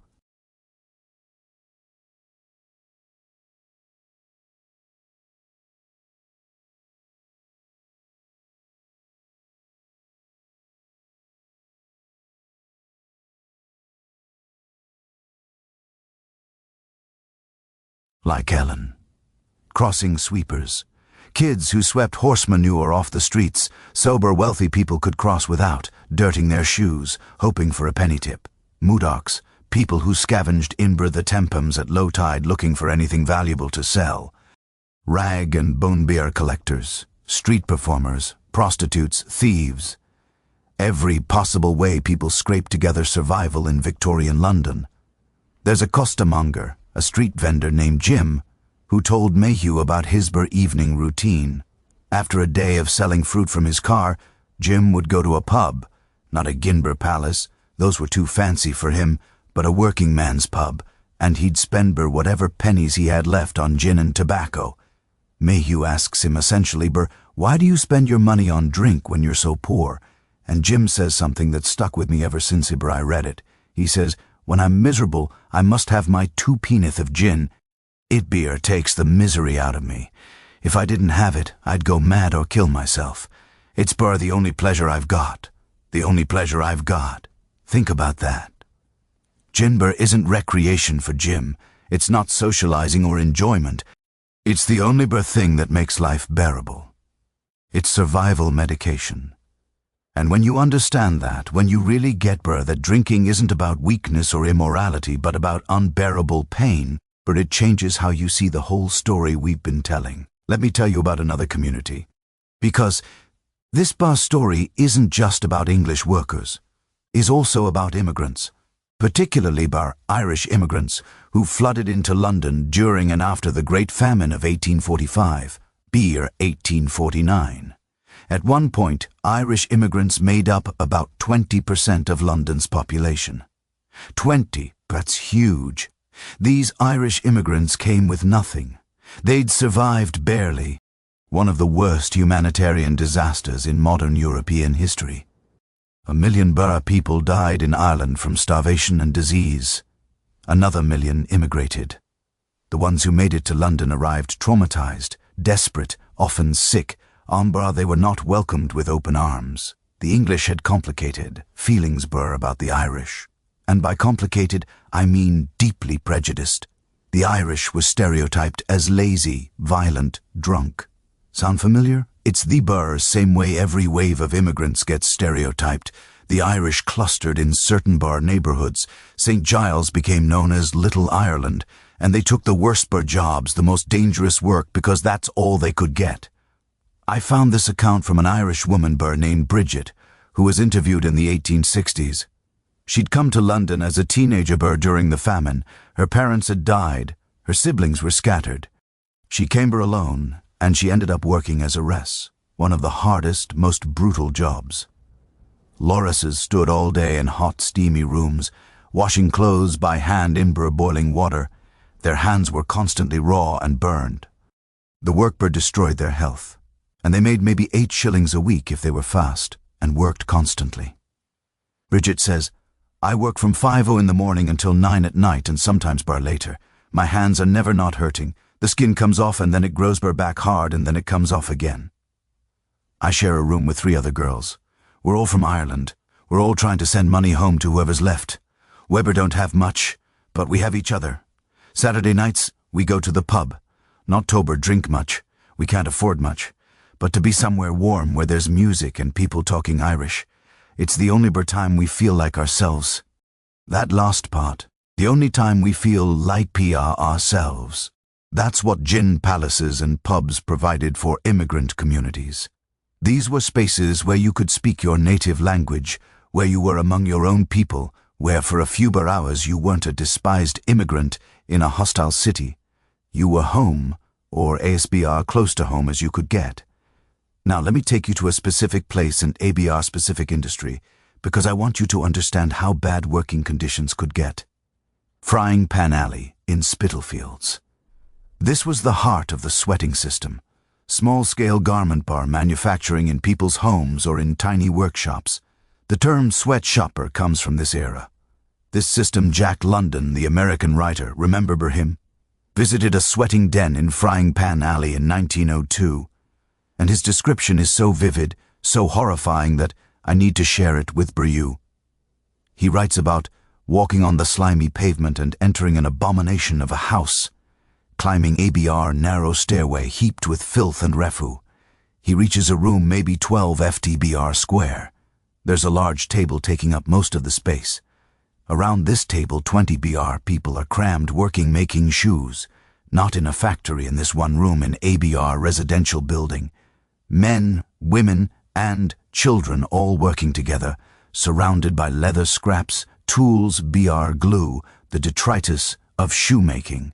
In another room, Jack finds a young boy, maybe 14, dying of consumption, tuberculosis. The boy is lying on a pile of rags in the corner, too sick to work anymore. And everyone just keeps working because they're paid by the piece. Every minute spent not working is a minute they're not earning. They can't afford to stop, or even to care for a dying child. Jack looks out the window and sees the one-story hovels where people live. Roofs covered in filth, fish and meat bones, the general refuse of a human sty, as he puts it. And he realizes this isn't an exception. This is normal. This is how thousands of people in this neighborhood live and work. The people working in these sweating dens weren't employees in the modern sense. They were contractors or subcontractors, paying rent to use the space, buying their own materials and selling finished products to middlemen who took most of the profit. If you worked fast, if you worked 18 hours a day, If everyone in your family, including children, worked constantly, you might make 10 shillings a week maybe. And that's why at the end of the day, you needed that gin, because their alternative was feeling the full weight of your reality. And that was unbearable. But here's the thing, and this is important. Working-class Victorians weren't just passive victims. They fought back, they organized, they created communities and movements to improve their own lives. And sometimes they won. In July 1888, something extraordinary happened at the Bryant and May Match Factory in East London. The match girls, about 1,400 women Amber girls, most of them teenagers, went on strike. This was radical. Women didn't strike. Working-class women certainly didn't strike, but they did. Why? Because their working conditions were literally killing them. We've talked about FSY jaw, the white phosphorus rotting their jawbones, but there was also the fact that they worked 14-hour days for wages so low that some of them were literally starving. The factory would fine them for minor infractions, talking, dropping matches, going to the toilet, and those fines could eat up half their weekly wages. The supervisors were abusive, sometimes violently so. And the girls had had enough. The strike was led by 3 young women, names that should be more famous than they are. Sarah Chapman, Alice Francis, and Kate Slater. They were just teenagers, but they had the courage to stand up to one of the biggest companies in Britain. They walked out, all 1,400 of them. They stayed out. The company tried to intimidate them, tried to get them to return, threatened them with blacklisting, meaning they'd never work in London again. And you know what? The girls didn't budge. They had nothing. No strike fund, no savings, no support system except each other. But they stayed out for 2 weeks and they won. The company agreed to eliminate the worst of the fines, improve conditions, and reinstate women who'd been fired for organizing. This was one of the first successful strikes by unskilled women workers in British history. It inspired the Great Dock Strike of 1889, which involved 130,000 workers and shut down the London docks for a month.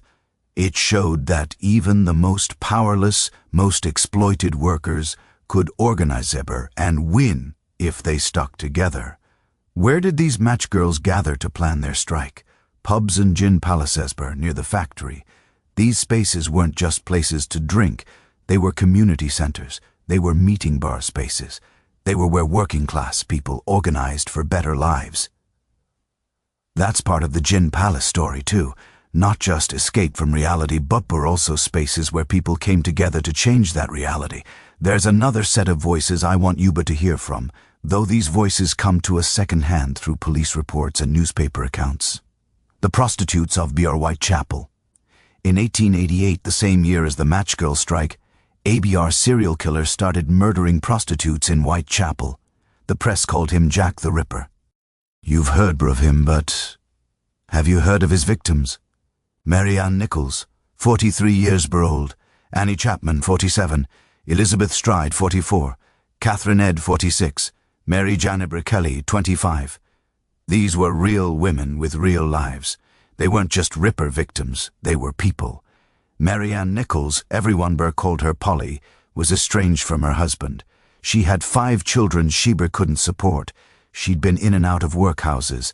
She tried to make money as a domestic servant, but she couldn't keep jobs because she drank too much, so she turned to prostitution. On the night she died, she'd been thrown out of her doss house because she didn't have her 4pence for a bed. Her last recorded words were to a friend, "I'll soon get her my doss money, see what a jolly bonnet I've got now." She was proud of her hat. She thought she'd earn 4pence, get a bed, be okay. Instead, she was murdered. The coverage of the Ripper murders did something unexpected. It forced middle-class and wealthy Londoners to pay attention to the East Bar End. Journalists wrote detailed accounts of the poverty, the conditions, desperation that led women into prostitution. Charles Booth's poverty survey gained momentum partly because of the Ripper case. People suddenly wanted to understand how things had gotten this bad, and gin palaces featured in many of these accounts. The Ripper's victims were last seen in pubs. They drank ber there. Gin mostly to gather courage for the night's work, to dull the fear umber shame and cold. The pubs and gin palaces of Whitechapel were documented extensively as part of the murder investigation. We have detailed records of who drank where, who was seen with whom, what was discussed. It's a grim archive, but it gives us glimpses into lives that would otherwise be completely lost to history. One witness, a woman named Elizabeth Long, testified at one of the inquests. She'd seen Annie Chapman talking to ABR Man shortly before her murder. The detective asked where Elizabeth had been going at that early hour. She said Sheber was on her way to Spitalfields Market to sell crochet work she'd made. She worked all night making lace amber crochet, then sold it at dawn, then went home to sleep a few hours before doing it all again. That was her life. And she knew Annabert Chapman, not well, but enough to nod to on the street because they were part of the same community, the same desperate economy. These voices, Ellen the Waterbury crest seller, Jim the costermonger, Bridget the Irish Loris, the unnamed workers in Frying Pan Alley, the match girls who struck, Polly Nichols and there were other murdered women. They're the voices that don't usually make it into history books. History remembers kings and politicians and artists. It remembers Hogarth and Fielding and the men who passed laws. But it tends to forget the people those laws affected. The people who actually lived through the gin crisis and its aftermath. But these people, they're the ones who made history real. They're the ones who drank the gin, who worked in the factories, who lived in the slums, who survived or didn't survive. Their stories matter. Their voices matter. And we're lucky that a few of them were preserved, captured by journalists like Mayhew and social investigators like Booth, and writers like Jack London who cared enough to ask and to listen. When I read these accounts, when I hear these voices, it changes how I see everything. The gin palaces aren't just beautiful architectural curiosities. They're spaces where Ellen might have spent her first earned shillings when she was finally old enough to drink. Where Bridget and her Irish friends gathered on Saturday nights, where the match girls planned their strike, where Polly Nichols looked for clients on her last night alive. These were real places for real people with real lives that were often brutally hard, but also filled with small moments of joy, connection, resistance, and humanity. And that's what history is really about, isn't it? Not dates and laws and buildings, but people. People trying to survive, trying to find meaning, trying to make things better for themselves and each other. The Victorian era gave us gin palaces, beautiful, complicated spaces that were simultaneously exploitation and refuge, capitalism and community, desperation and dignity. So, what do we take from all of this? What lessons does this long, complicated, often dark story about gin and poverty in Victorian London teach us? Because it's not just history. It echoes forward into our present, into our future. The questions Victorians wrestled with. How do we deal with poverty, addiction, inequality? Those are our questions too. The mistakes they made, the successes they achieved, the voices they listened to or ignored. We need to learn from all of it. Let's bring this home. Let's talk about what Victorian gin palaces can teach us right now, today, about the world we're living in. So here we are, ATBR, the end of this long journey through smoke and spirits, through beauty and despair, through the hidden corners of Victorian London. We started in a dark cellar with that sign, drunk for ABR penny, dead drunk for tuppence, and we've travelled through crisis, reform, BR, transformation, and ultimately to understanding. Let me bring it all together for Yuba, because this story has lessons that matter now, today, in ways you might not expect. The story of gin in London is really 3 stories woven together. First, it's a story about unintended consequences. The British government in 1690 thought they were making a smart economic decision. Support domestic gin production, hurt French brandy imports, create jobs, boost agriculture. Logical, right? But they didn't think about what would happen when you flood a desperately poor population with cheap, powerful alcohol. They didn't consider that people in pain will reach for relief wherever they can find it, And by the time they realized what they'd created, thousands were already dead and a generation was lost. This teaches us something crucial about policy. You can't just think about the intended effects. You have to think about the system, about incentives, about human behavior, about what happens when people are desperate. Every major policy decision creates ripples that go far beyond the original intent, and if you're not careful, if you're not thinking holistically, those ripples can become tsunamis. Second, it's a story about the power of propaganda and art. The gin crisis might have continued for decades longer if not for William Hogarth's engraving. 1. Image Gin Lane did more to change public opinion than all the statistics and sermons combined. Because humans don't respond to abstractions. We respond to stories, to images, to faces and names, and specific moments of horror or beauty that we can actually visualize. Hogarth understood something that we sometimes forget in our data-driven age. Facts don't change minds. Feelings change minds. You can tell people 10,000 people died last year from X, and they'll intellectually process that information. But show them one person, one face, one story, one moment, and suddenly they feel it. Amber. When people feel something, that's when change becomes possible. This is still true today. Think about how social change happens. It's not usually through policy papers or statistical analysis, though those are important. It's through images that go viral, through personal stories that capture imagination, through art that makes the invisible visible. Gin Lane was the viral content bear of 1751. It changed minds, influenced policy, Amber saved lives. The medium changes engraving to photography to video to TikTok, but the principle remains the same. Third, and most importantly, this is ABR's story about the relationship between poverty and everything else. Gin didn't cause poverty, poverty caused ginber consumption. Gin was a symptom of deeper problems: exploitation, inequality by unsafe working conditions, insufficient wages, inadequate housing. And the Victorian response, at least initially, was to focus on the symptom.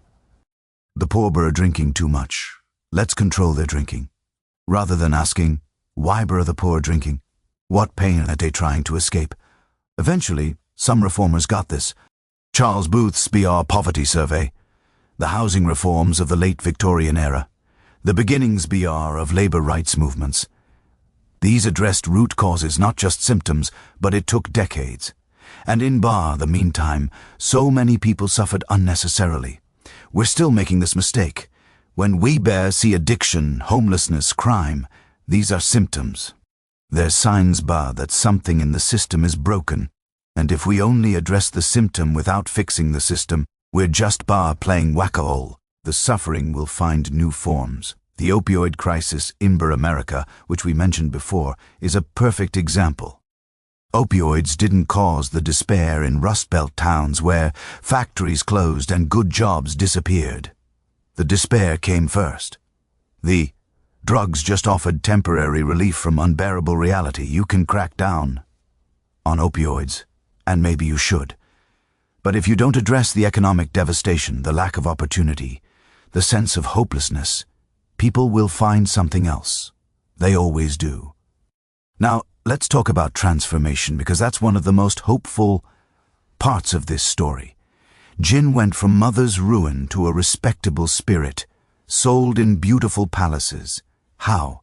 Through a combination of regulation, quality, improvement, and reimagining what drinking spaces could be. Gin palaces took something associated with death and darkness and transformed it into something associated with light and community. Were gin palaces perfect? No. They were still commercial enterprises extracting money from workers. They still enabled problem drinking, but they were better than gin cellars. They were warmer, safer, more dignified. They created spaces where working-class people could experience beauty, where communities could gather, where sometimes people could organize for better conditions. Progress isn't about perfection, it's about moving from worse to better, even if better is still imperfect. And that's a lesson I try to remember when I look at modern problems. We're not going to solve everything. We're not going to create utopia, but we can make things better. We can reduce harm. We can create spaces and systems that treat people with dignity rather than contempt. We can ask, how do we meet people where they are and help them move towards something better rather than demanding they instantly become who we think they should be? The Gin Palace approach, if we can call it that, was harm reduction before that was even a concept. You're not going to stop poor people from drinking, so how do you make drinking less harmful? You regulate quality so the gin isn't poisonous. You create spaces that are safe and well lit rather than dark and dangerous. You enforce basic rules of behavior. You don't solve poverty. The gin palaces didn't do that, but you reduce some of the immediate harm while hopefully working on the underlying problems. This is relevant today in so many areas. Drug policy. Safe injection sites are the modern equivalent of gin palaces. They don't stop drug use, but they reduce deaths and create contact points where people can access help if they want it. Sex work, criminalizing it, drives it underground and makes it more dangerous. Regulating it, like Victorian gin, palaces were regulated after 1751, creates opportunities for safety and agency. Homelessness, sweeps, and arrests don't solve anything. Housing first approaches that meet people where they are and provide stability first, then support. That's the gin palace model. I'm not saying gin palaces are the perfect metaphor or that Victorian London solved anything completely. They didn't. Poverty persisted. Alcoholism persisted. Suffering persisted. But the shift from gin cellars to gin palaces represented a recognition that even within a flawed system, there are better and worse ways to do things, and better is worth pursuing even when you can't achieve best. Let me tell you why I think this story matters personally to me and maybe to you too. I think about those people we met. Ellen, the 8-year-old watercress seller, Jim the costermonger, Bridget, the Irish laundress, Polly Nichols, the match girls. All of them, their lives were hard in ways I can't fully imagine. But they weren't just victims. They weren't just statistics. They were human beings who laughed, who fell in love, who told jokes, who cared for each other, who sometimes fought back against the systems oppressing them. And when I look around at modern poverty, modern addiction, modern suffering, I try to remember that behind every statistic is a person. Behind every social problem is a human being trying to survive, often doing the best they can with the options they have. And if we want to help, if we actually want to make things better, we need to start with empathy, with understanding, with asking why instead of immediately judging. The Victorians who actually succeeded in making things better. People like Henry Mayhew who listened to the poor instead of talking at them. Like Charles Booth who systematically documented reality instead of assuming, like the match girls who organized for their own dignity. They understood this. They saw people, not problems. They listened to voices, not just numbers. Now, if you're ever in London, and I really hope you get the chance, you can still visit Victorian gin palaces, the Princess Louise in Holborn, the Viaduct Tavern near Old Bailey, the Argyle Arms near Oxford Circus, the Crown Liquor Saloon in Belfast if you make it to Northern Ireland. These places still exist. They're protected. Historical buildings now, and they're still functioning pubs. Walk into one of these spaces, stand at that mahogany bar, look up at those gilded ceilings, see yourself in those enormous mirrors, and think about who stood there before you. Think about Billy the dock worker, exhausted from a day of brutal labor, savoring his moment of warmth. Think about the match girls gathering strength from each other before going on strike. Think about Tom the clerk pretending to read his newspaper while listening for opportunity. Think about all the thousands of ordinary people who found brief refuge in these extraordinary spaces. These buildings are monuments, but not in the traditional sense. They're not monuments to great men or military victories. They're monuments to ordinary people's need for beauty, for community, for moments of dignity in difficult lives. They're reminders that even in systems designed to exploit and exclude, people find ways to create meaning, to care for each other, to survive. And you know what? The craft gin renaissance of the last 10 or 15 years, the gin bars with their fancy botanicals and artisanal tonics, that's another chapter in this same story. Gin has been transformed again from a working-class drink sold in Victorian palaces to a middle-class drink, sold in trendy cocktail bars. Same spirit, different century, different social meaning. Gin keeps reinventing itself. And maybe there's a lesson there, too, about resilience, about how nothing is forever, not reputations, not social meanings, not even mother's ruin. I started this story asking you to imagine a sign: drunk for a penny, dead drunk for tuppence, clean straw for nothing. Now I want you to imagine something else. Imagine walking into the Princess Louise in 1875. You're tired, you're poor, your life is hard. But you push open that door and you're bathed in gaslight. You see gold on the ceiling and yourself in the mirror looking somehow more significant than you felt a moment ago. You order your gin. You taste juniper and proof. You feel warmth spreading through your body. And for just a moment, you feel like a person who matters, like someone who deserves beauty. That feeling, that moment of dignity in a hard life, that's what Gin Palace is offered. Not a solution to poverty, not an escape from the structural problems of Victorian capitalism, just a moment of being treated like a human being who deserves something nice.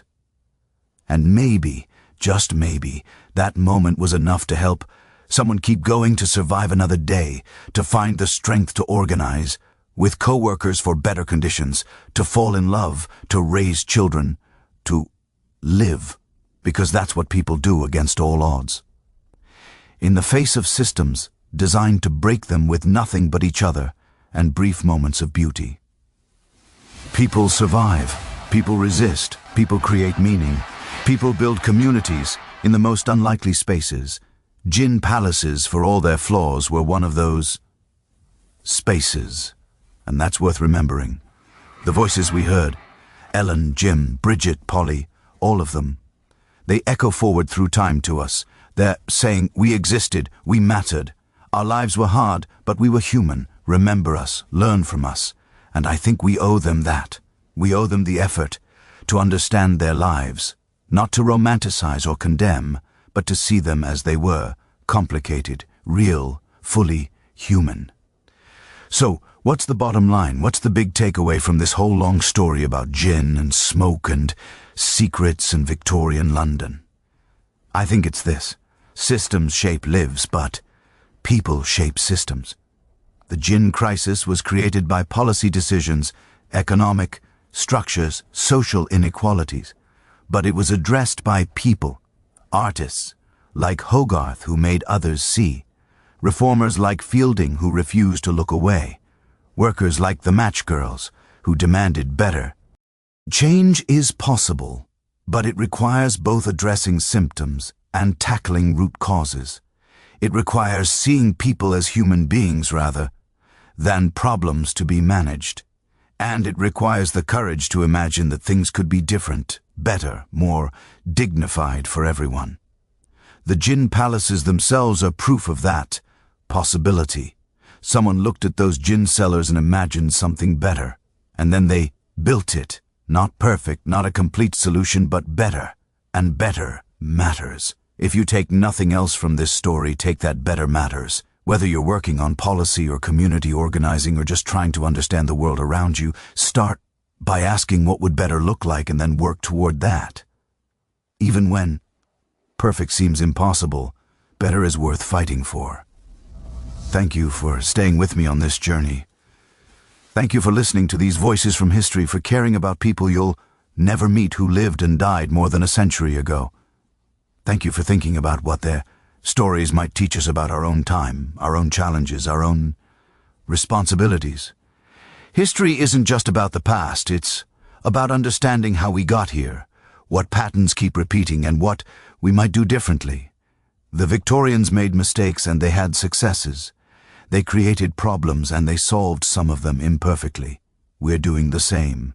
And 150 years from now, people will look back at us and judge our mistakes and our successes. I hope they judge us kindly. I hope they see that we tried. If you enjoyed this deep dive into Victorian London's hidden pubs and the humans who filled them, if you learned something or felt something or thought about things differently, I'd love it if you'd subscribe to the channel. We're building a community of people who care about history, not just as dates and facts, but as human stories that connect us across time. And there are so many more stories to tell. Leave a comment and let me know. Would you visit one of these Victorian gin palaces if you could? What surprised you most about this story? What connections do you see to modern issues? I read every comment, and I love hearing your thoughts. And finally, this story might be ending, but there are so many more waiting to be told. Stories about other places, other times, other people who lived lives worth remembering. Stay tuned, keep the lights low, keep listening, because history is full of voices calling out to us, asking us to remember them, to learn from them, to carry forward the best of what they built and learned. From the dark gin cellars of 1730s London to the glittering gin palaces of Victorian splendor. From mother's ruin to craft cocktails, from desperation to dignity, it's been quite a journey. Thank you for taking it with me. Until next time, take care of yourselves and remember, everyone you meet is fighting a battle you know nothing about. Be kind, listen, and when you can, make things a little bit better. That's how change happens. One person, one choice, one moment of dignity at a time. Good night, everyone. Sweet dreams. And I'll see you in the next